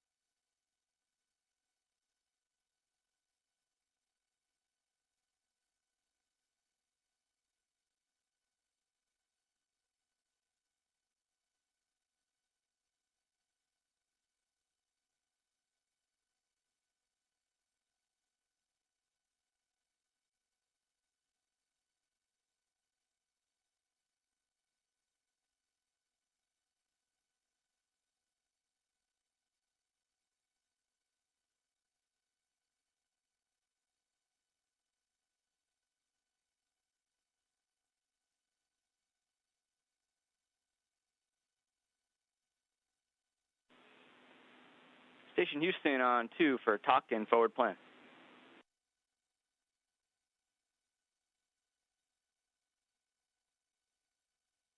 Go ahead on 2, Matt. Hey, Doc. It was great seeing the crew arrive on board. Congratulations to everybody. And just wanted to circle back with you on the PAO event. We were, of course, thinking of it starting at 9:15, but we can also pull it earlier to start around 9:02. That's when KU locks up on that Cheaters pass.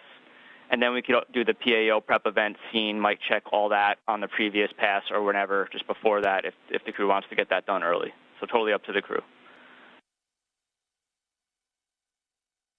Let's keep it on at 9:15 because I already told the cosmonauts that way. So let's keep it. Hey, that totally works for us. And while I have you, after the PO event, we can have another discussion on all the other days' activities, whether or not we're going to keep them scheduled as is or pull them forward to get you guys done early. So we'll have that conversation afterwards. With that, basically we want to move everything earlier. Thank you. That makes sense. Appreciate it.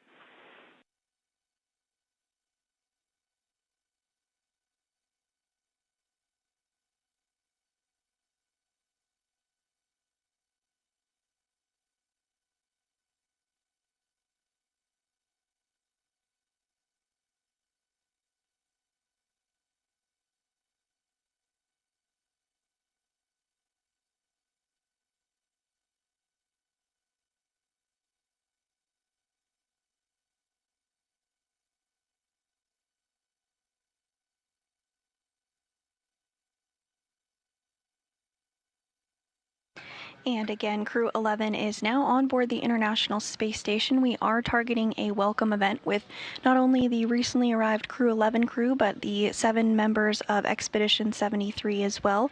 Now there are 11 people on board the International Space Station. We are targeting that welcome ceremony to begin at 4:15 a.m. Central, so just a little less than an hour from now.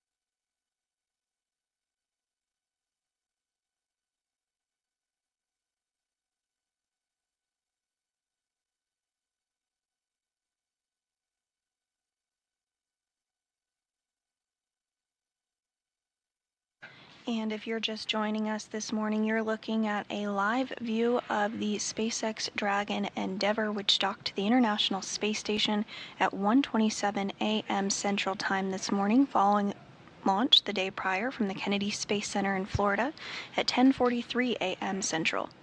This morning, hatches were opened at 2:46 a.m., and we are now awaiting a welcome ceremony with all 11 crew members on board the International Space Station to begin at 4:15 a.m. Central Time this morning.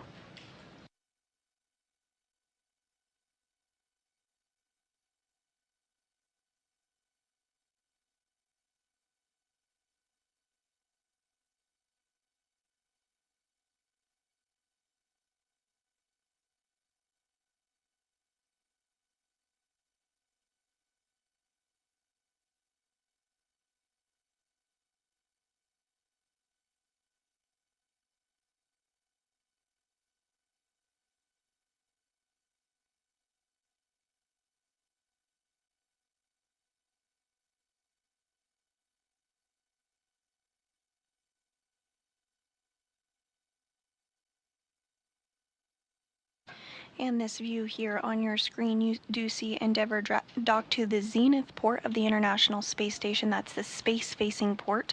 There's another Dragon docked just below and to the left. You can see its nose cone sticking out there. That is docked to the forward port, or Earth-facing side of the International Space Station, which you can see in the background as it completes this day pass. The Crew 10 spacecraft, the other Dragon, will carry Crew 10 back aboard in the coming days, following a brief handover period with the recently arrived Crew 11 crew members. Crew 11 is the 11th crew rotation mission with SpaceX to the space station as part of NASA's Commercial Crew Program. And overall, the Crew 11 mission is the 16th crewed Dragon flight to the International Space Station, which includes Demo 2 in 2020 and 11 operational crew rotations for NASA, as well as 4 private astronaut missions. While on board Space Station for their science mission, the crew of Crew 11 will perform research, technology demonstrations, and conduct maintenance activities aboard the orbiting laboratory. And they'll also be on board Space Station for a very special milestone later this year. In November, the International Space Station will celebrate 25 years of continuous humans living and working aboard the International Space Station.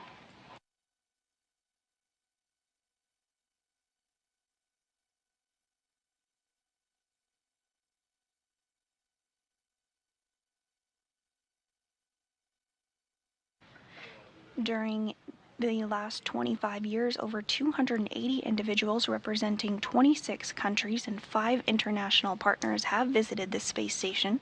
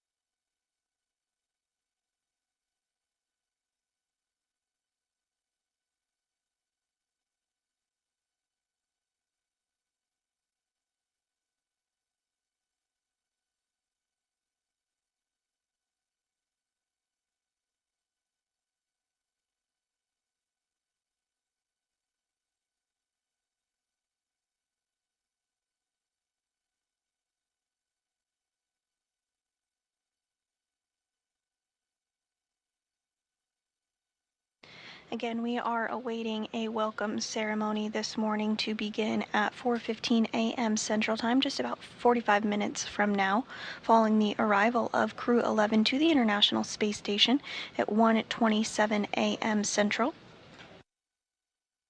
Crew 11 launched from the Kennedy Space Center in Florida yesterday at 10:43 a.m.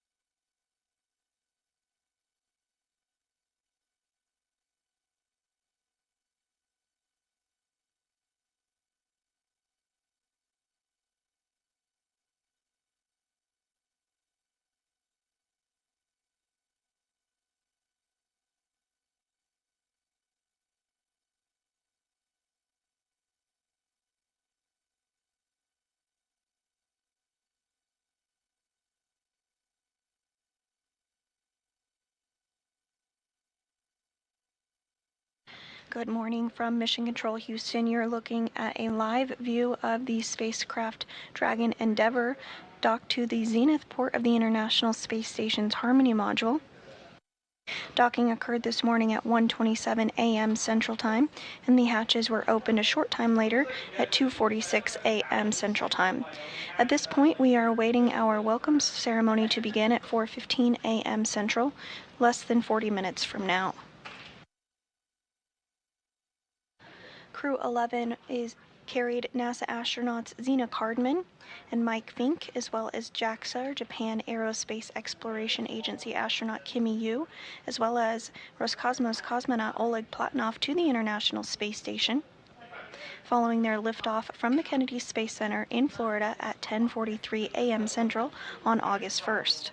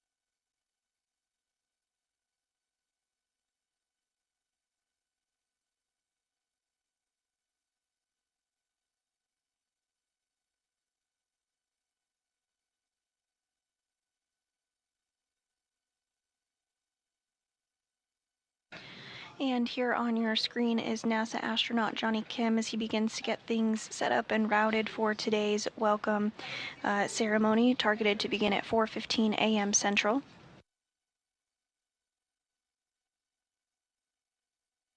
Johnny is completing his very first mission aboard the International Space Station after launching on board the Soyuz MS-27 spacecraft on April 8th.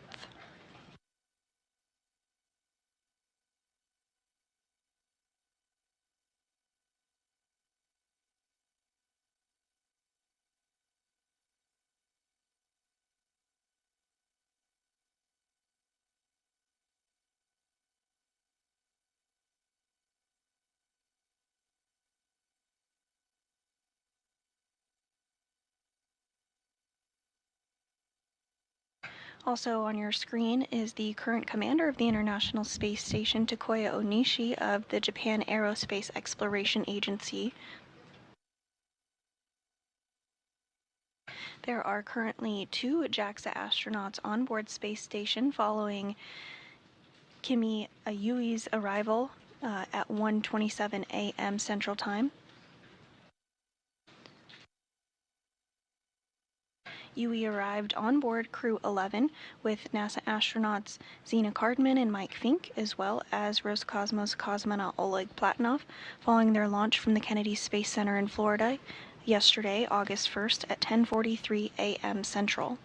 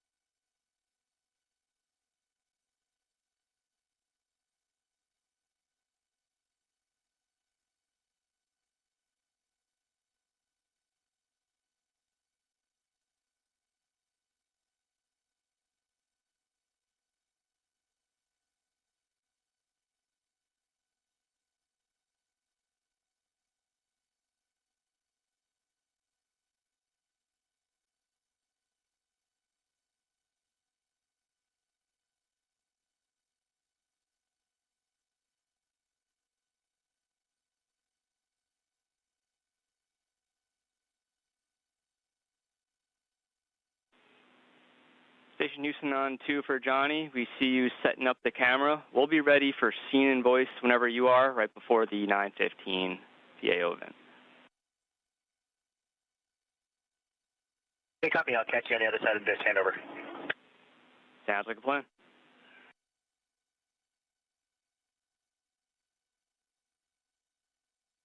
And again, we are targeting today's welcome ceremony to begin at 4:15 a.m. Central. You did just hear some words from the Capcom here in Mission Control Houston up to NASA astronaut Johnny Kim as he prepares to get cameras set up and complete a scene and voice check. Again, now just a little over 30 minutes away from today's event at 4:15 a.m. Central, where all 11 crew members on board the International Space Station will have the opportunity to provide some opening remarks and be welcomed aboard the International Space Station.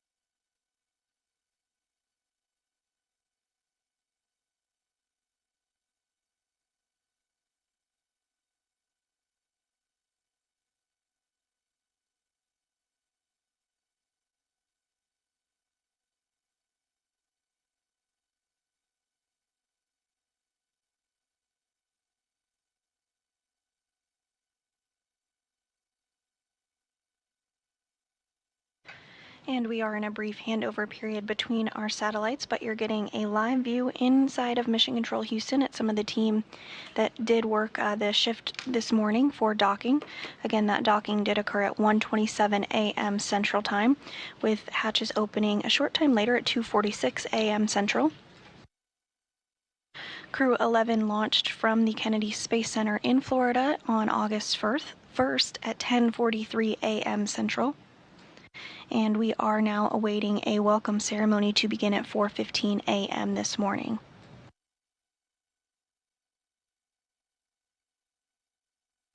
The team inside Mission Control Houston this morning has been led by Ronak Dave, the flight director on console, and sitting directly to his right is today's capsule communicator, who has been prime for communicating with the crew on board the International Space Station as they stepped through all of the hatch opening procedures.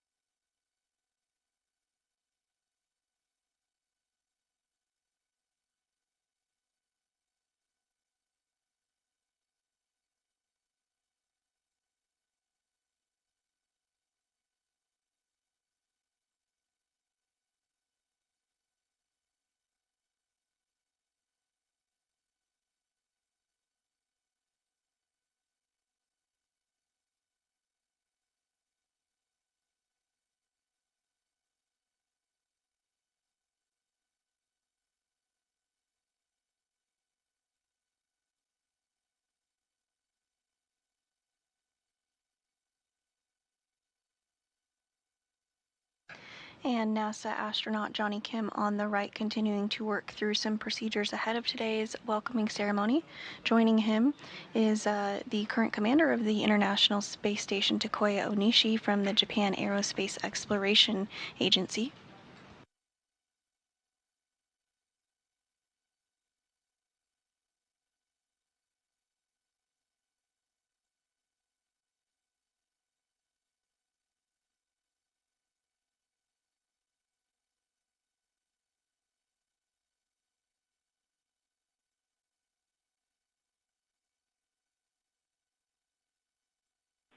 And Johnny, no response required as you're cleaning up.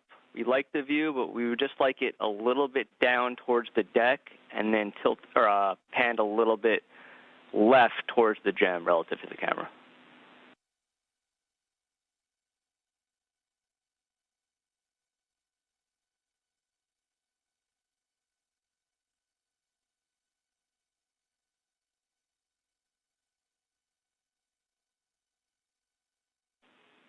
We like the scene. Thanks, Johnny.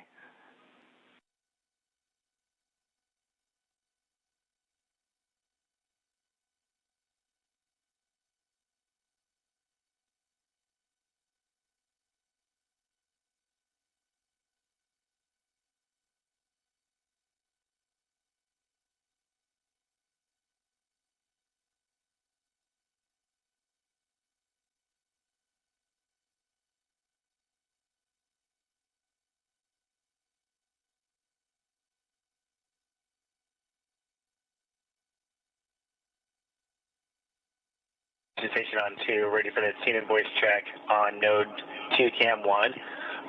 We also have node 2 cam 2 set up as a backup option in case cam 1 goes down. Hey, we see both. Sounds like a plan.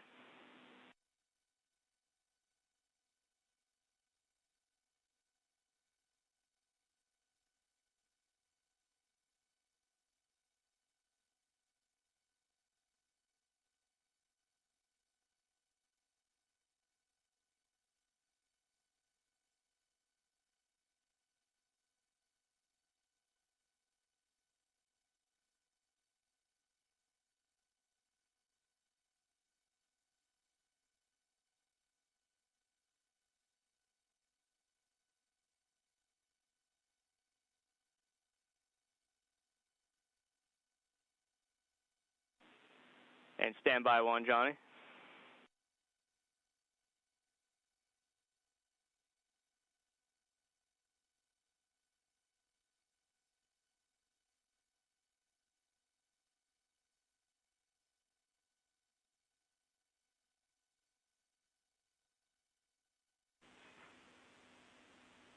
And Johnny, that was a good voice check. We'll sync up with you guys for the event at 9:15.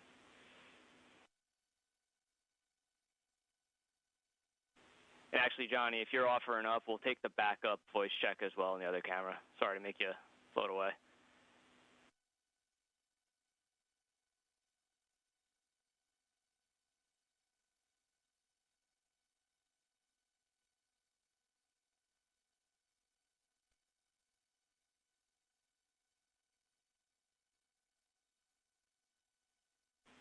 Yeah, and Johnny, we're not hearing you come down on that one.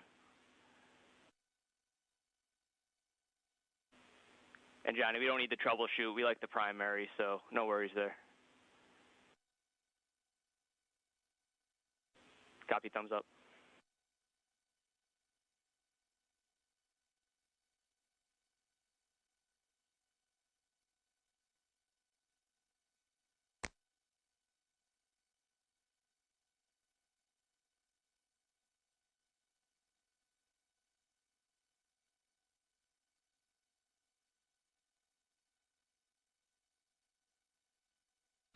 And with a good scene and voice check, we are looking ahead towards today's welcoming ceremony to begin at 4:15 a.m. Central Time this morning.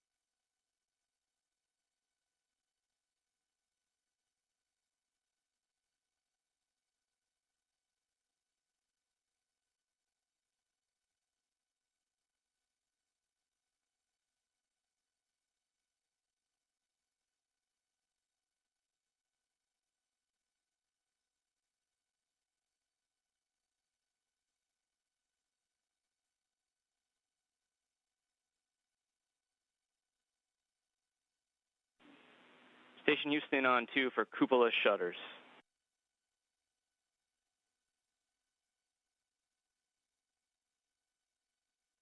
On 2. Hey, so we're getting close to a cupola temp constraint, which will require us to close the shutters. The last thing you'd want to do is interrupt you guys during the PAO event to do so. So we're going to ask you to go ahead and close those shutters. And we definitely apologize to our new crewmates who are probably looking out at the views right now, but we'll make it up to you guys in the back end.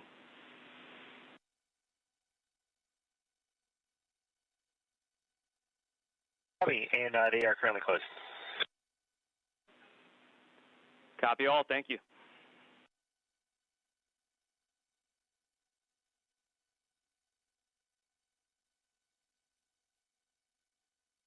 And we did just hear some communications there about the cupola shutters. The cupola is the portion of the International Space Station that is lovingly known as the window to the world. Essentially, it's an area that crew members are able to look outside the window and take amazing photography of our home planet.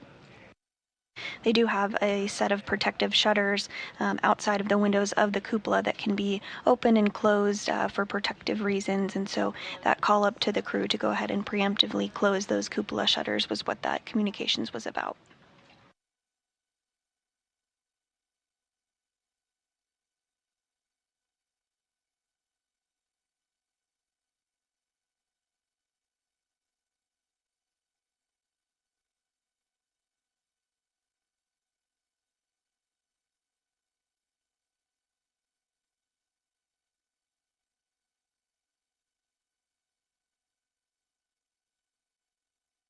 And we are now 20 minutes out from the start of today's welcome ceremony at 4:15 a.m. Central Time.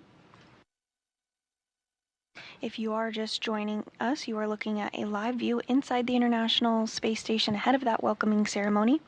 We did have Crew 11 that docked to the International Space Station Zenith port of the International Space Station's Harmony module at 1:27 a.m. Central Time this morning. Following that, hatches were opened at 2:46 a.m. Central Time.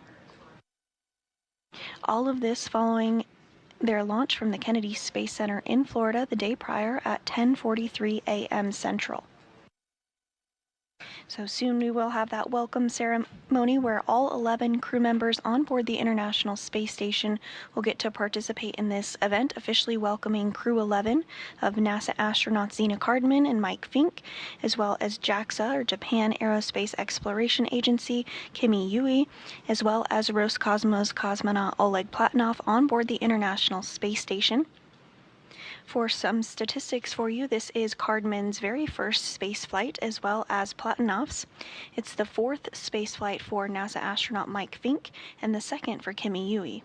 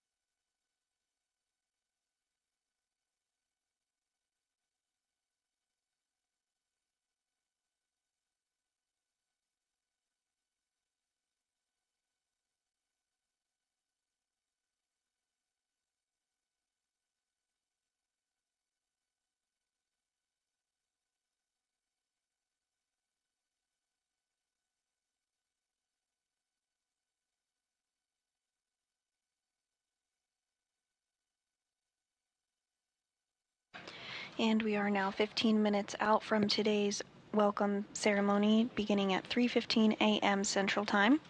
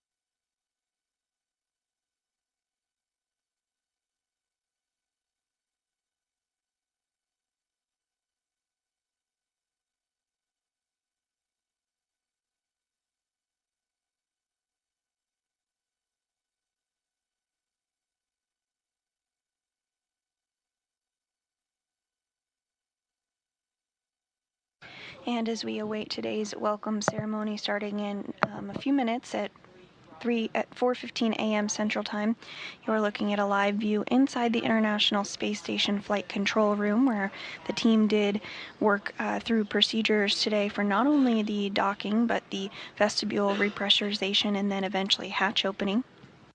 The team on console during today's shift was led by Ronak Dave, the flight director on console during docking this morning. And the team here in the room did help to get on board NASA astronauts Zena Cardman and Mike Fink, as well as JAXA astronaut Kimi Yui and Roscosmos cosmonaut Oleg Platonov following their docking at 1:27 a.m. Central Time.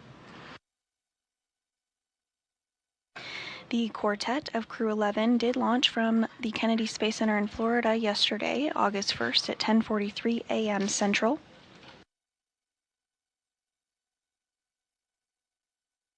And you're looking at a view there of the Endeavour spacecraft docked to the zenith port of the International Space Station's Harmony module. To the lower left of the Endeavour spacecraft is another Dragon that will actually be returning Crew 10 back to Earth in the coming days. Crew 10 is going to work on a handover with Crew 11 that of course just arrived again this morning at 1:27 a.m. Central Time. Following that handover period, Crew 10 will undock and splash down off the coast of California, and this will actually be the very first time that humans splash down off the coast of California as part of NASA's Commercial Crew program. Just a few weeks ago, Axiom 4 did splash down off the coast of California as part of NASA's a private astronaut mission aboard the International Space Station. So again, we're just about 10 minutes out from this morning's welcome event, beginning at 4:15 a.m. Central Time, where all 11 crew members currently on board the space station will join and participate.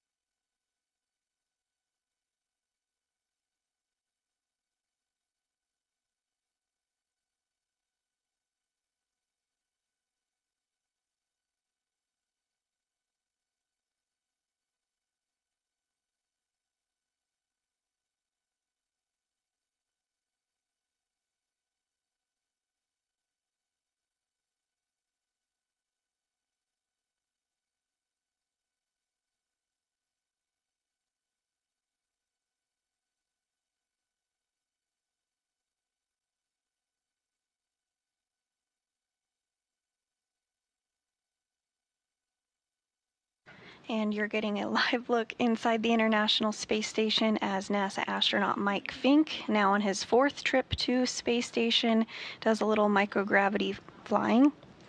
We are targeting our welcome ceremony to begin here in just a few minutes at 4:15 a.m. Central Time, so we'll start to see all 11 crew members come into frame. On the left there is NASA astronaut Ann McClain. And on the right is the current space station commander of JAXA, Tokoya Onishi.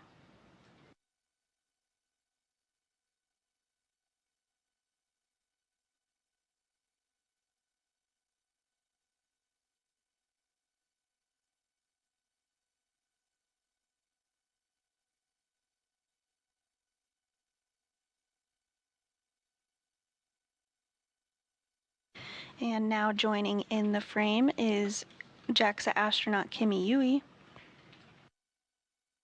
This is Yui's 2nd trip to the International Space Station.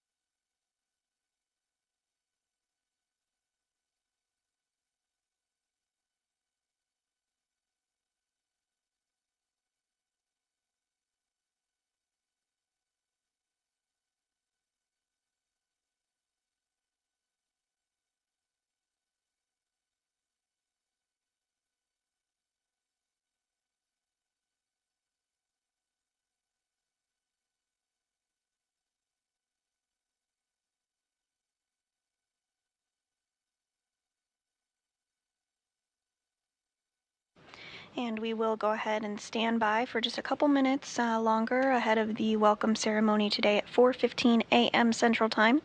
If you're just joining us, Crew 11 docked to the International Space Station's Zenith port of the Harmony module at 1:27 a.m. Central Time this morning. At 2:46 a.m. Central, hatches were opened. All of this following their launch on August 1st at 10:43 a.m. Central from the Kennedy Space Center in Florida.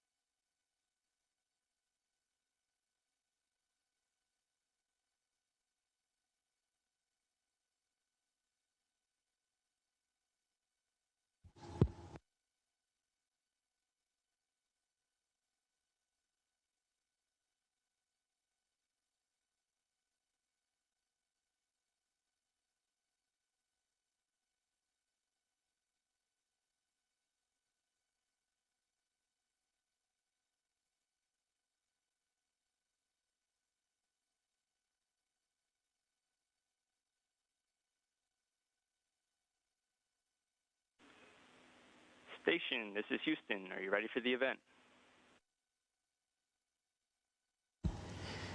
Houston, this is Station. We are ready for welcome remarks. Please begin the welcome ceremony.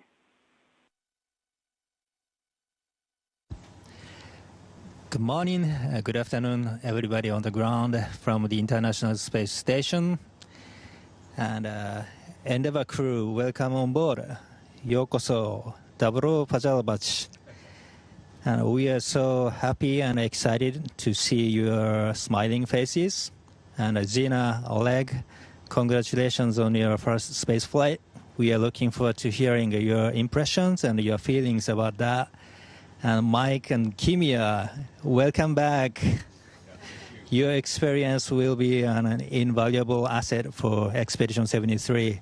And we have a very busy handover period ahead of us, but I'm really looking forward to working with each of you. So now I will pass the microphone to Crew 11 Commander Gina Cardman.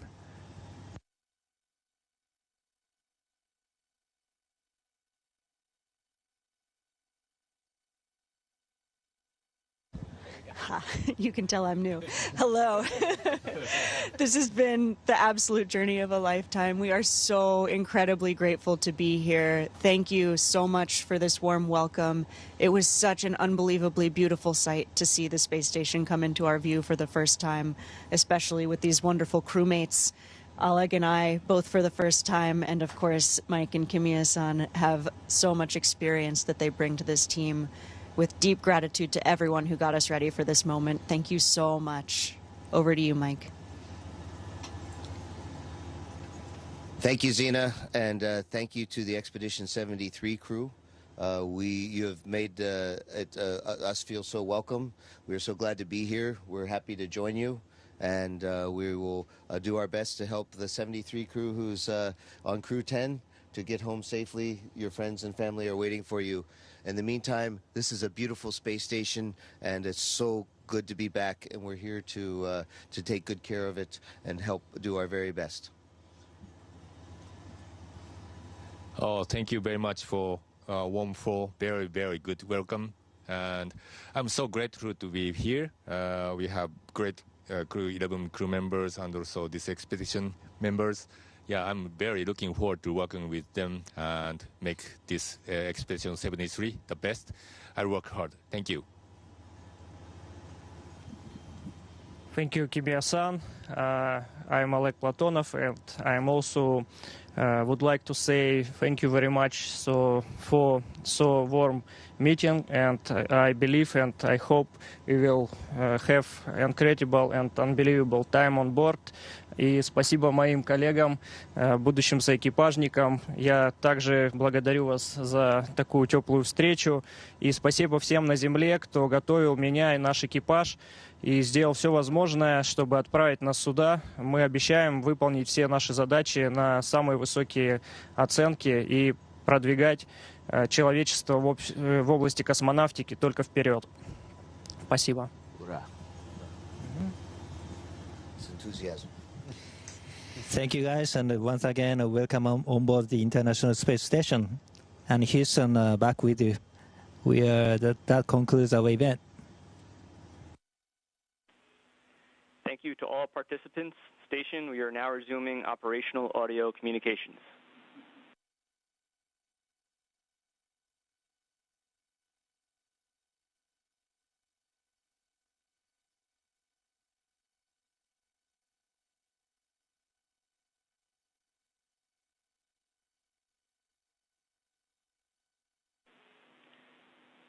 Station Houston, back with you on to for big picture rest of the day. Go ahead, Matt. Okay, Talk. We were thinking of hopping right into the ISS safety briefing. And then for the rest of the day, we're going to try to move everything to the left as much as possible. The only exceptions would be the pink cipher ops and then the non-Crew 11 PMCs. We think we can get everything else done earlier today.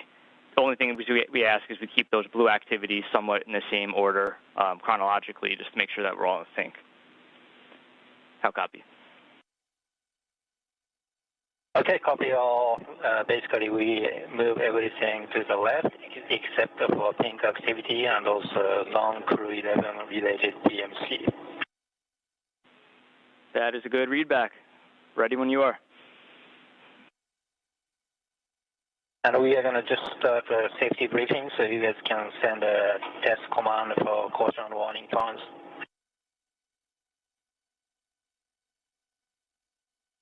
Okay, sounds like a plan. We will give you a call when we're ready to send those. Copy that.